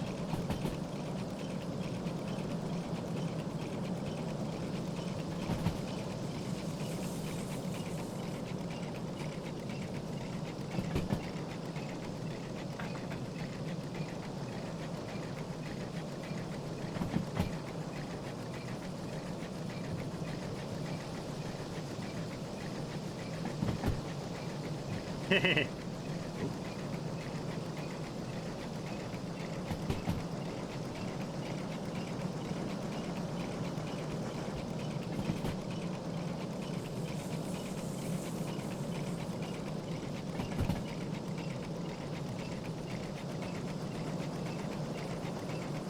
We just took this and we're going for a joyride.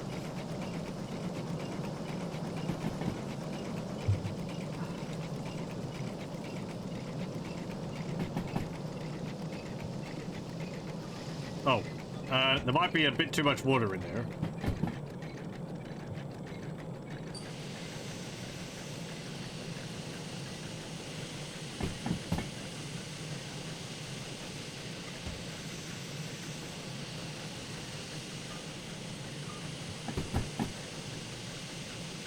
The meter's not going down. That can't be good.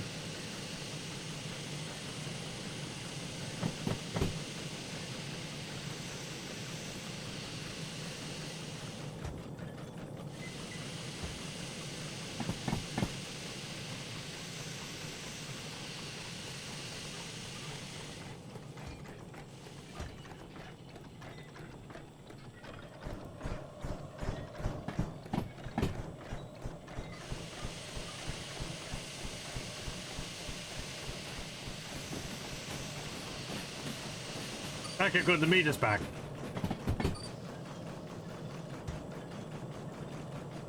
Also have to be careful, we might be going uphill, so...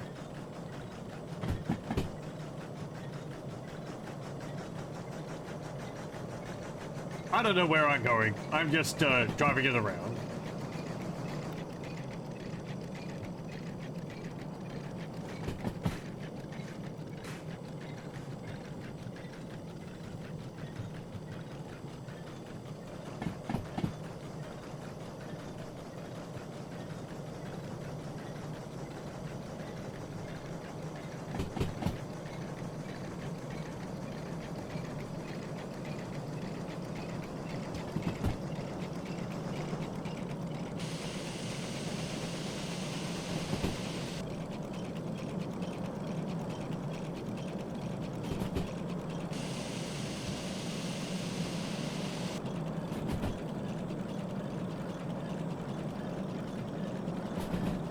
It says 60.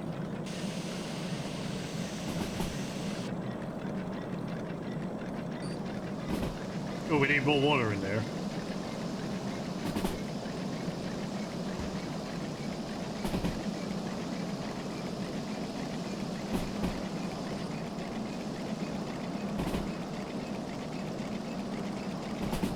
Oh, going a little fast.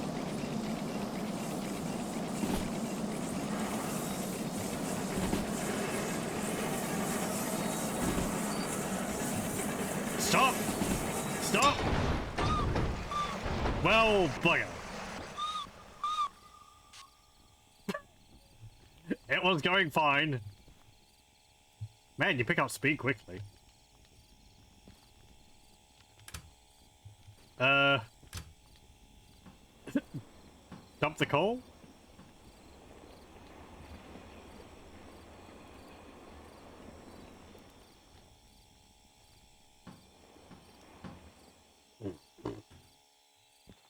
Ah.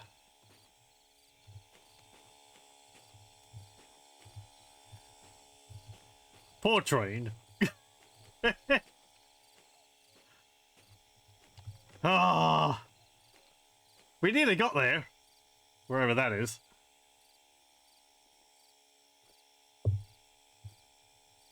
Turn away for a moment. I'm like, oh crap. It's difficult to keep your speed, like... It's a lot harder to keep your speed consistent in that. It only took 81... It only took like 20% damage. That's fine. Well, the water fell out or something. Ugh.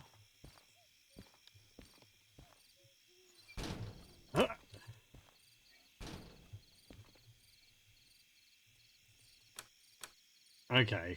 Well...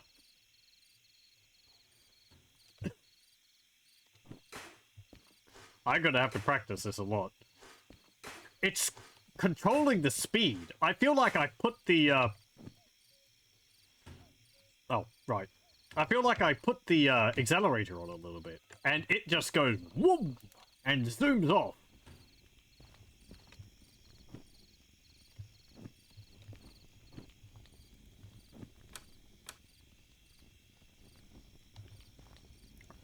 That was... That was rather a, gentle crash, all things considered. Again, I'm glad the game allows for something like that to happen. It's just like, oh, fell off. Well, I think we're fine to keep going, honestly.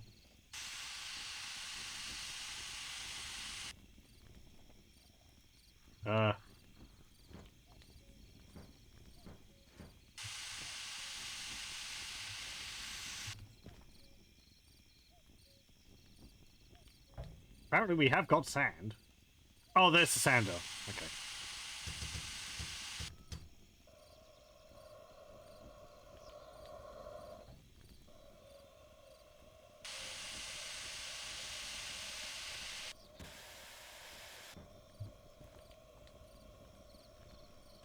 Well, having to start it again from nothing, so... No. Put the coal in the box.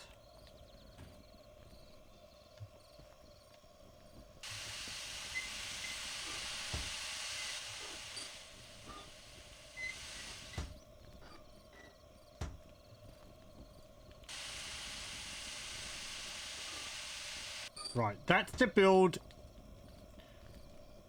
temperature, which allows you to get higher pressure. Oh, of course. The handbrake's on.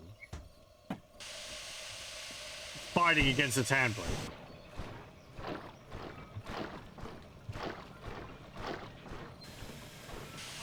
That's the sound it makes when there's water in the pistons. Gotcha. Sounds like it's sloshing a bucket around.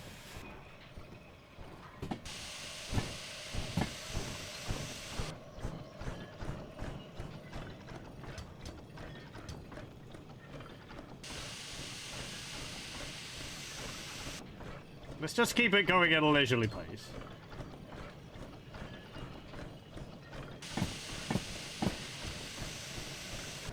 Right, so this is to control the speed. This is like...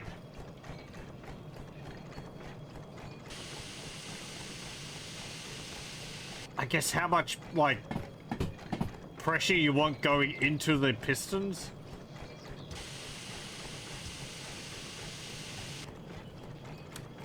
Oh, I broke the light. I broke all the lights. Damn it.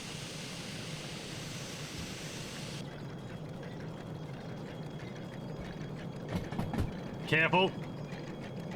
Again, when you pick up speed awfully quick.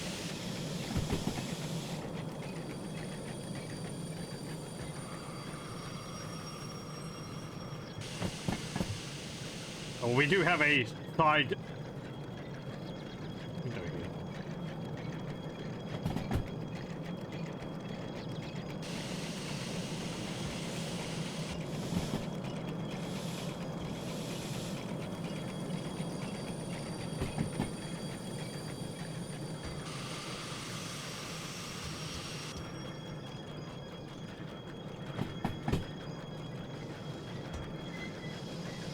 think I'm running out of water in the boiler.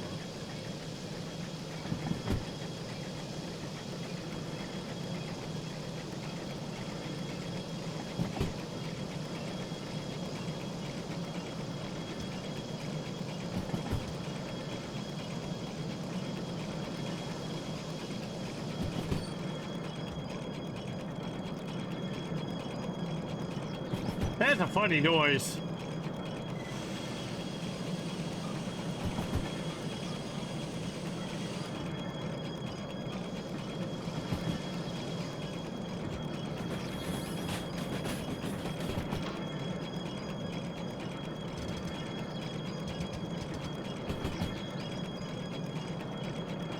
I don't like that noise.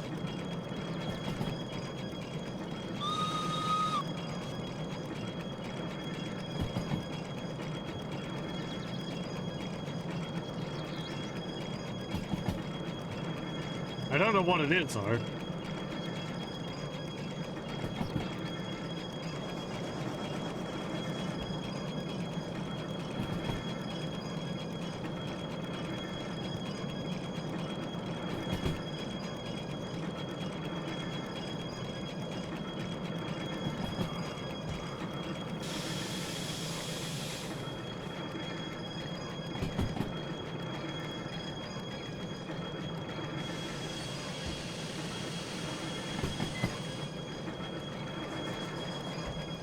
It's getting louder.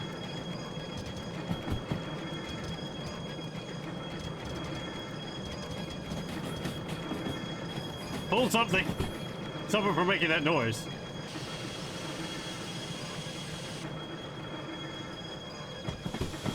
Let's stop.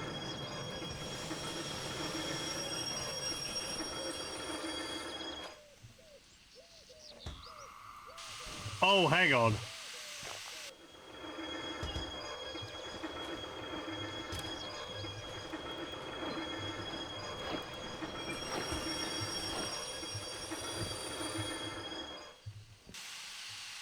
I think it's the lubricator. I think it was failing to lubricate the pistons.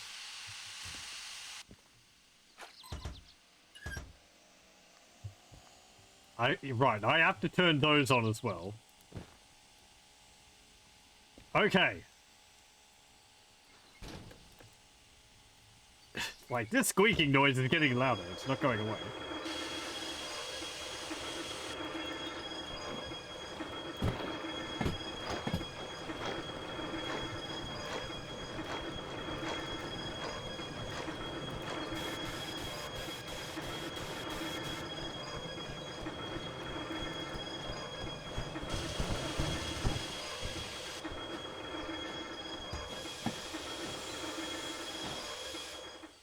It is on, isn't it?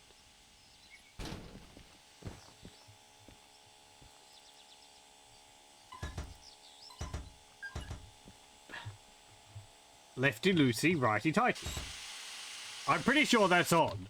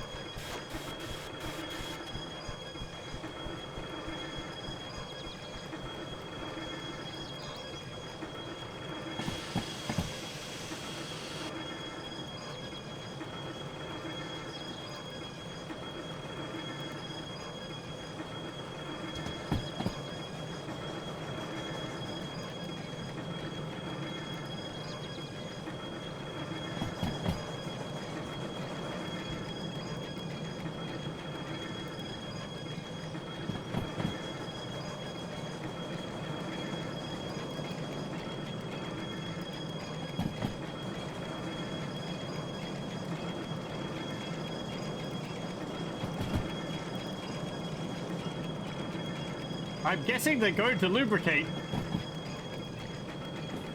as I run it.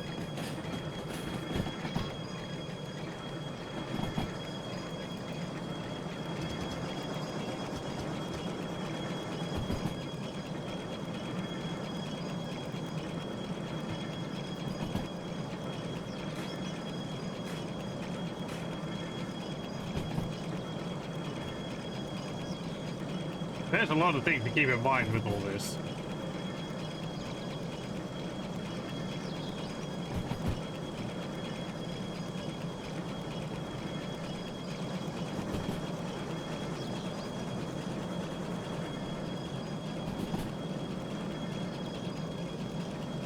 I think the squeaking is going away.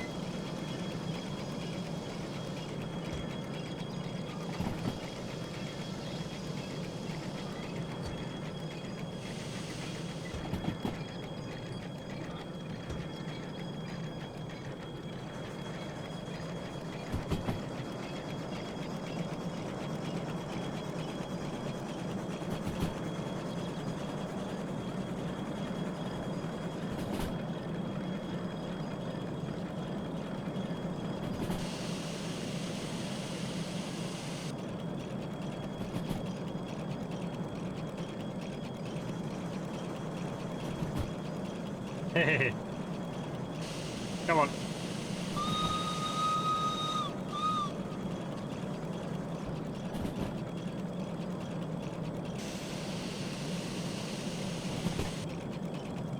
Yeah, the squeaking's getting... Let's see. Listen. Oh, I got a bell.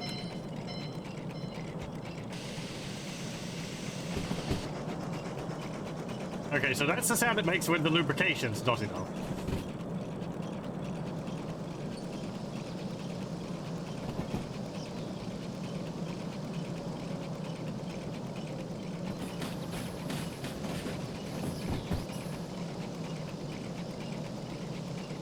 Again, I don't know where I'm going. I'm just driving along tracks until we reach somewhere. This is learning. Just like that, derailment earlier.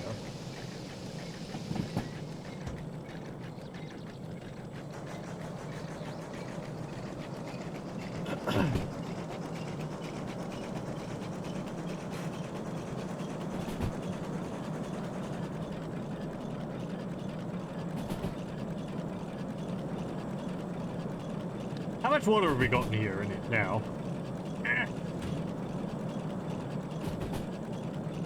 Oh, I see. You can just see, like, the end of the, thing. So it's about half full.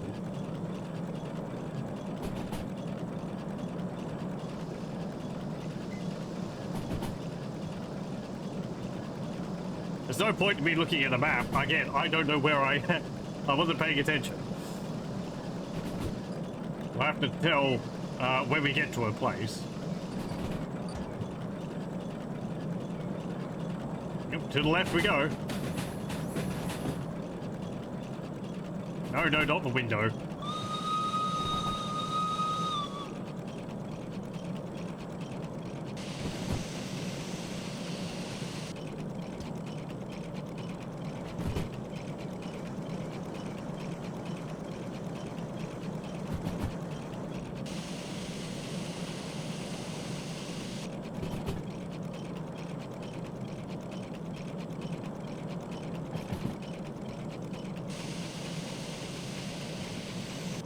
I think we're going uphill a bit here.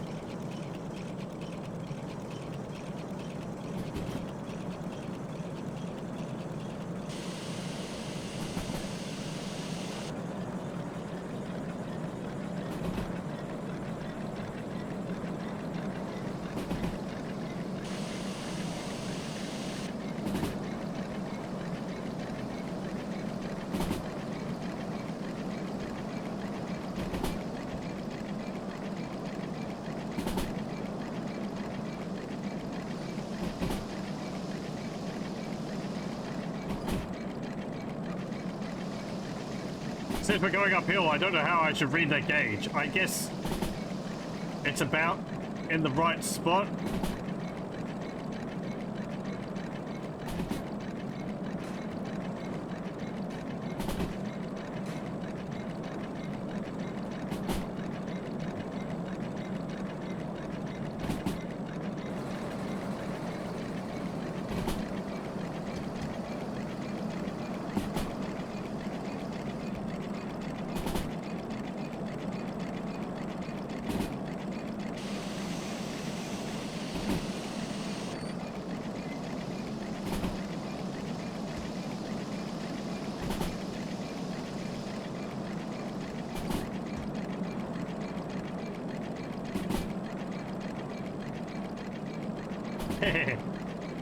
Now I've got all this smoking steam coming out from behind us.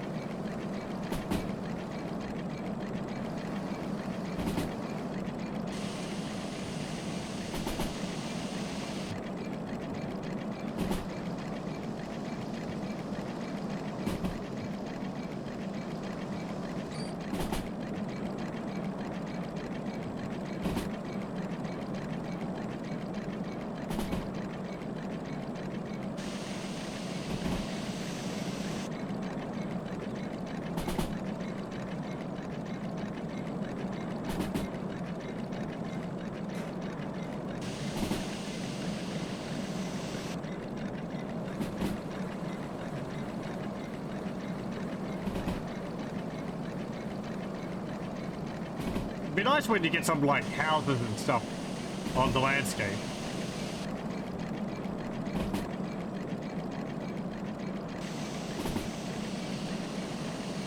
Yeah, there we go. You can squat slightly. That looks through the windows a bit better.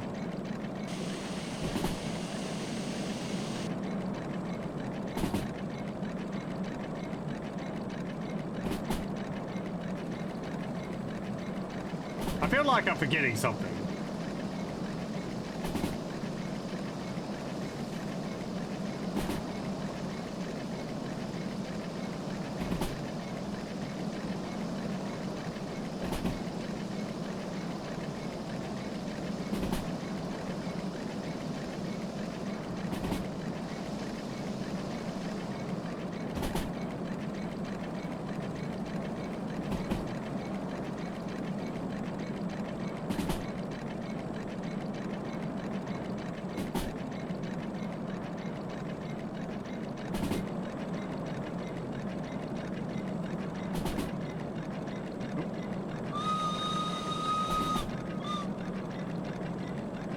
Uh, 60.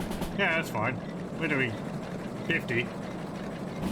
You really pick up speed quickly in this thing.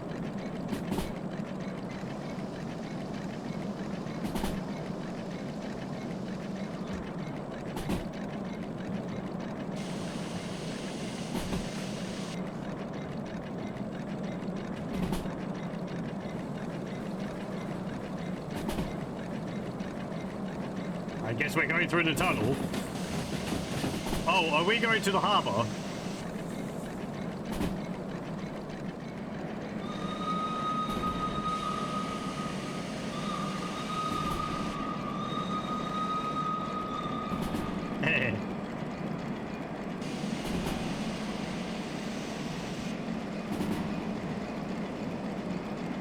Slow down a bit.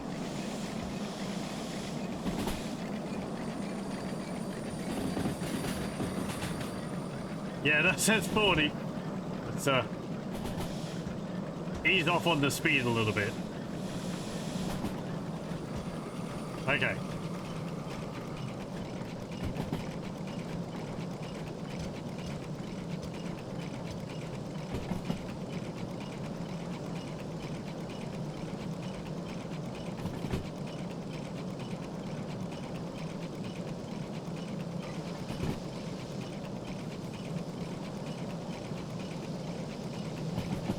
I guess you just have to, when you get there, you need to fill up on water, since you can't tell how much water there is in the tank. I feel like having a, like a glass panel there to show you how much water is in there would help. Just like a little meter for the water tank or whatever, but oh. Maybe some trains did have a way to check the water. I mean, again, this is not really like, this is a tank engine. It's more designed for just moving stuff around in a yard, not for long trips like this. I think.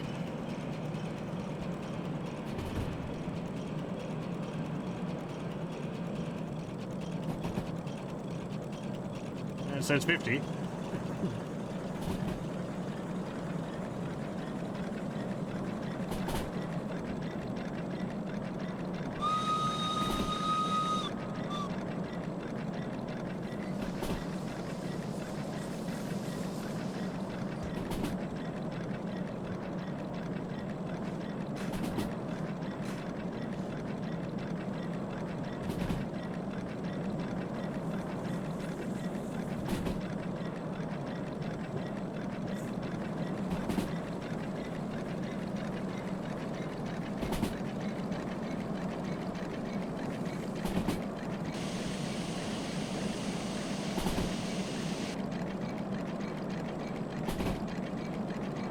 Yeah, right. I would have thought, like...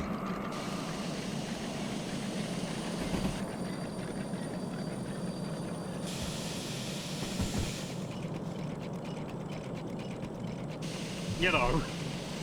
Yeah, but these turns are getting a little sharp. Maybe I should not be going at 60 around them. But the sign says 60. I would have wanted to, like, make the sign a liar.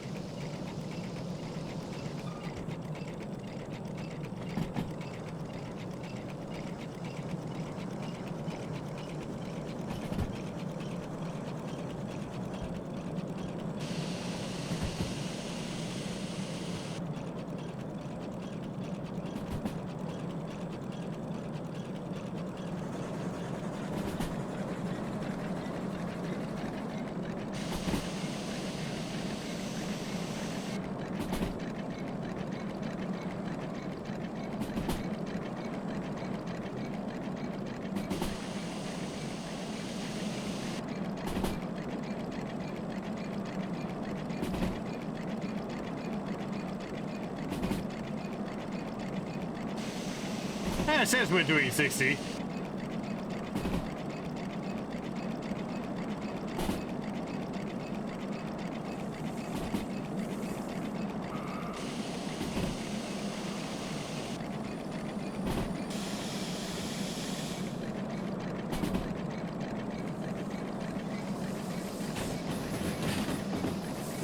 Whoa!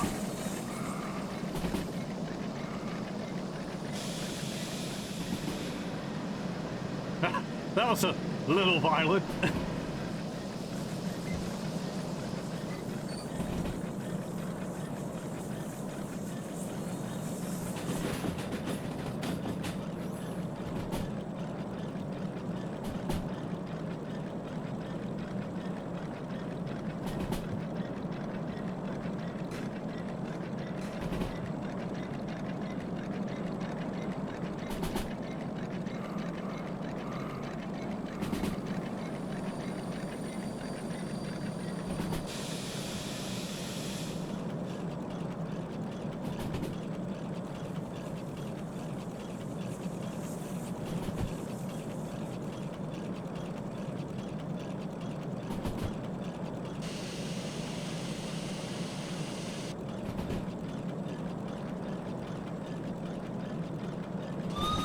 I guess we'll pull into the roundhouse and then we'll call it there.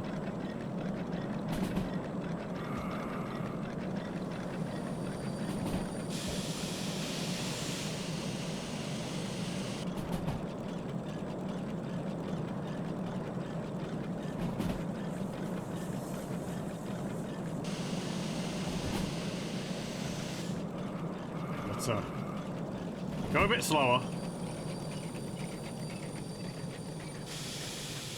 Okay. Now we need to go...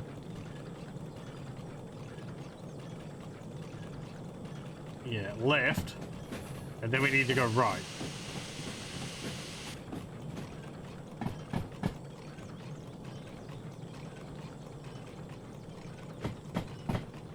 That one there. Come on. Shoot it. It's too far away.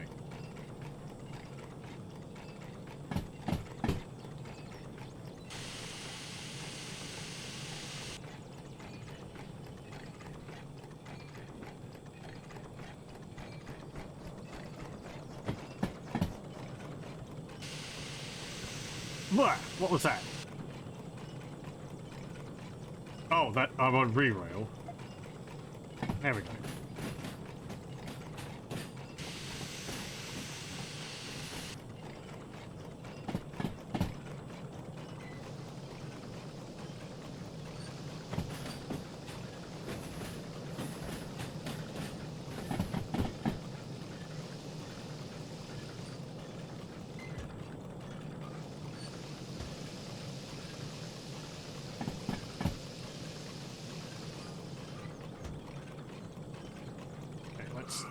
Stop.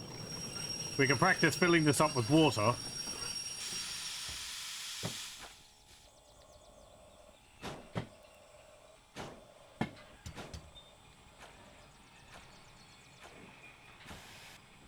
It didn't take long for it to actually start putting water into the systems. Okay, so that's... I think, yeah, that one's for coal.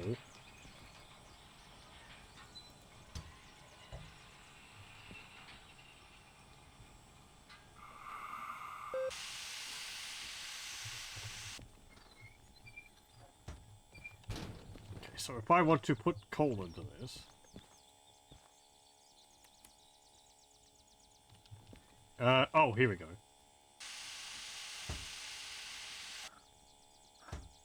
Oh, manual service. Right, so if I had the manual service, pull lever, fill it up with coal. Okay, now...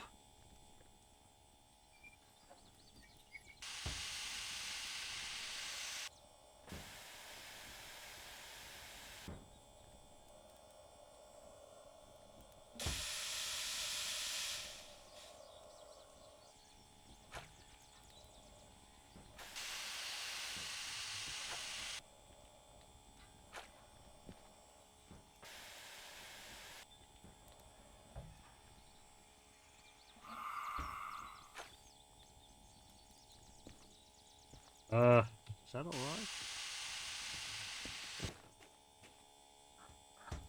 Yeah, okay. And then I would be able to fill it up with water the same way. Okay.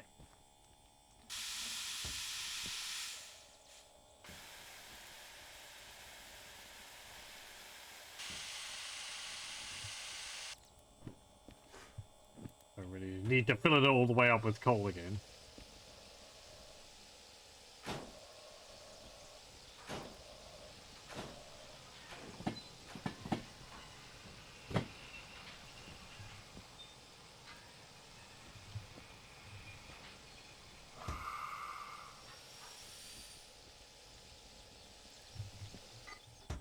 Okay.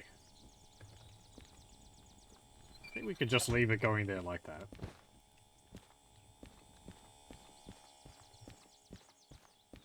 That buzzing the lights make is irritating.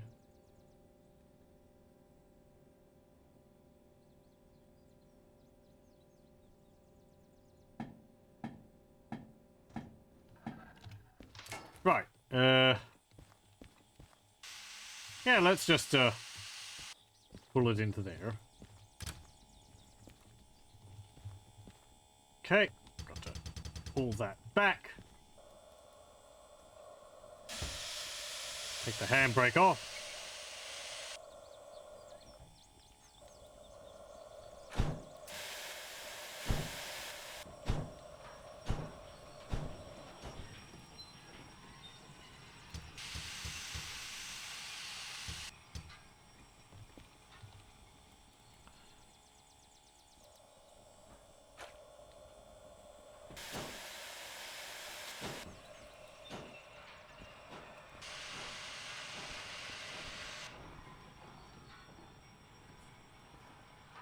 And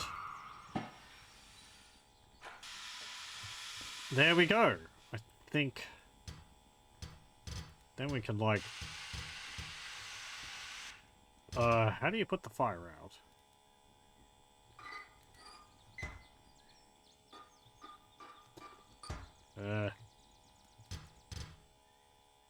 I guess I could just dump it. That seems like a bit of an inelegant solution, but...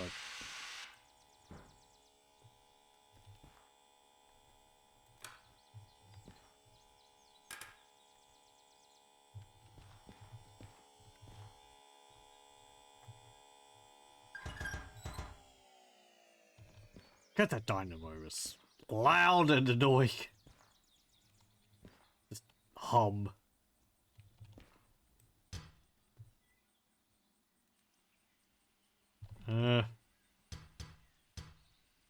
Okay, how do you tell whether this thing is like in the neutral position? There is little... Oh no, hang on, that's just the grooves, I think.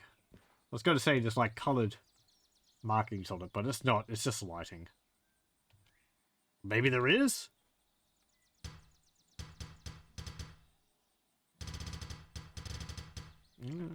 Okay, so there kind of is. I guess, like, it's just there is standing up. I don't think you need to get it exactly standing up. It feels like there's a little bit of leeway, like 3 notches for the midpoint. There's still a fair amount of steam in the... Is there? Yeah.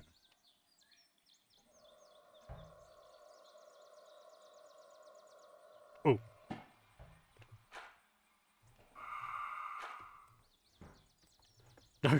That just started making a move again. I guess there's still pressure in the boiler, even though it's off. Yeah, I mean, it's not going to go anywhere. So you can... Temperature's going down. Yeah, okay. Is there a way to, like... just let the steam out?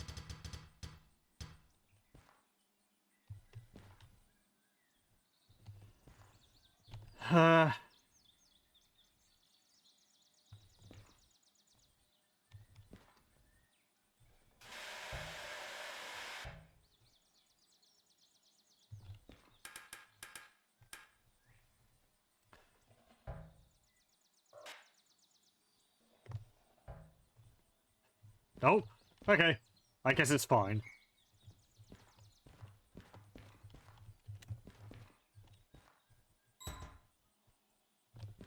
You can turn the lubricant off as well. There we go. So it's not dripping lubricant everywhere. There. Cool. That went pretty well, I think. Another time we're going to have to try driving the bigger one. Which, looks much the same. It's probably a bit easier to use, considering it will be designed for longer trips than like that. But, yeah. Picks up speed very quickly. Only derailed once. It's not too bad.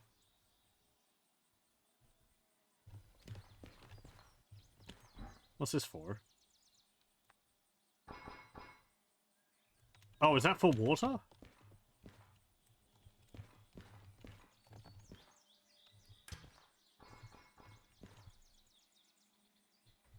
Oh, no, that might be for, that's probably for refueling.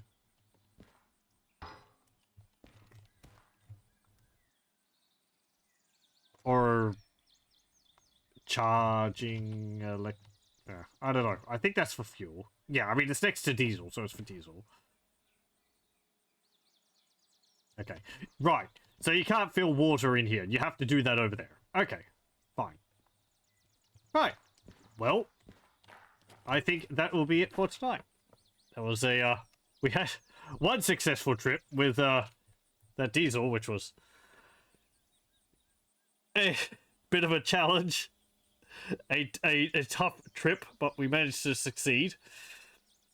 And then a successful first outing with a steam train. With only one derailment because I was going too fast. But, yeah, that went better than I thought. I honestly thought I would make it blow up because I forgot something, but no. Once you get going, it's kind of easy to keep it going. You just have to remember to keep topping it up with coal and water. Keeping the speed under control. Thank you very much for joining, and I hope you join me again next time for more Derail Valley.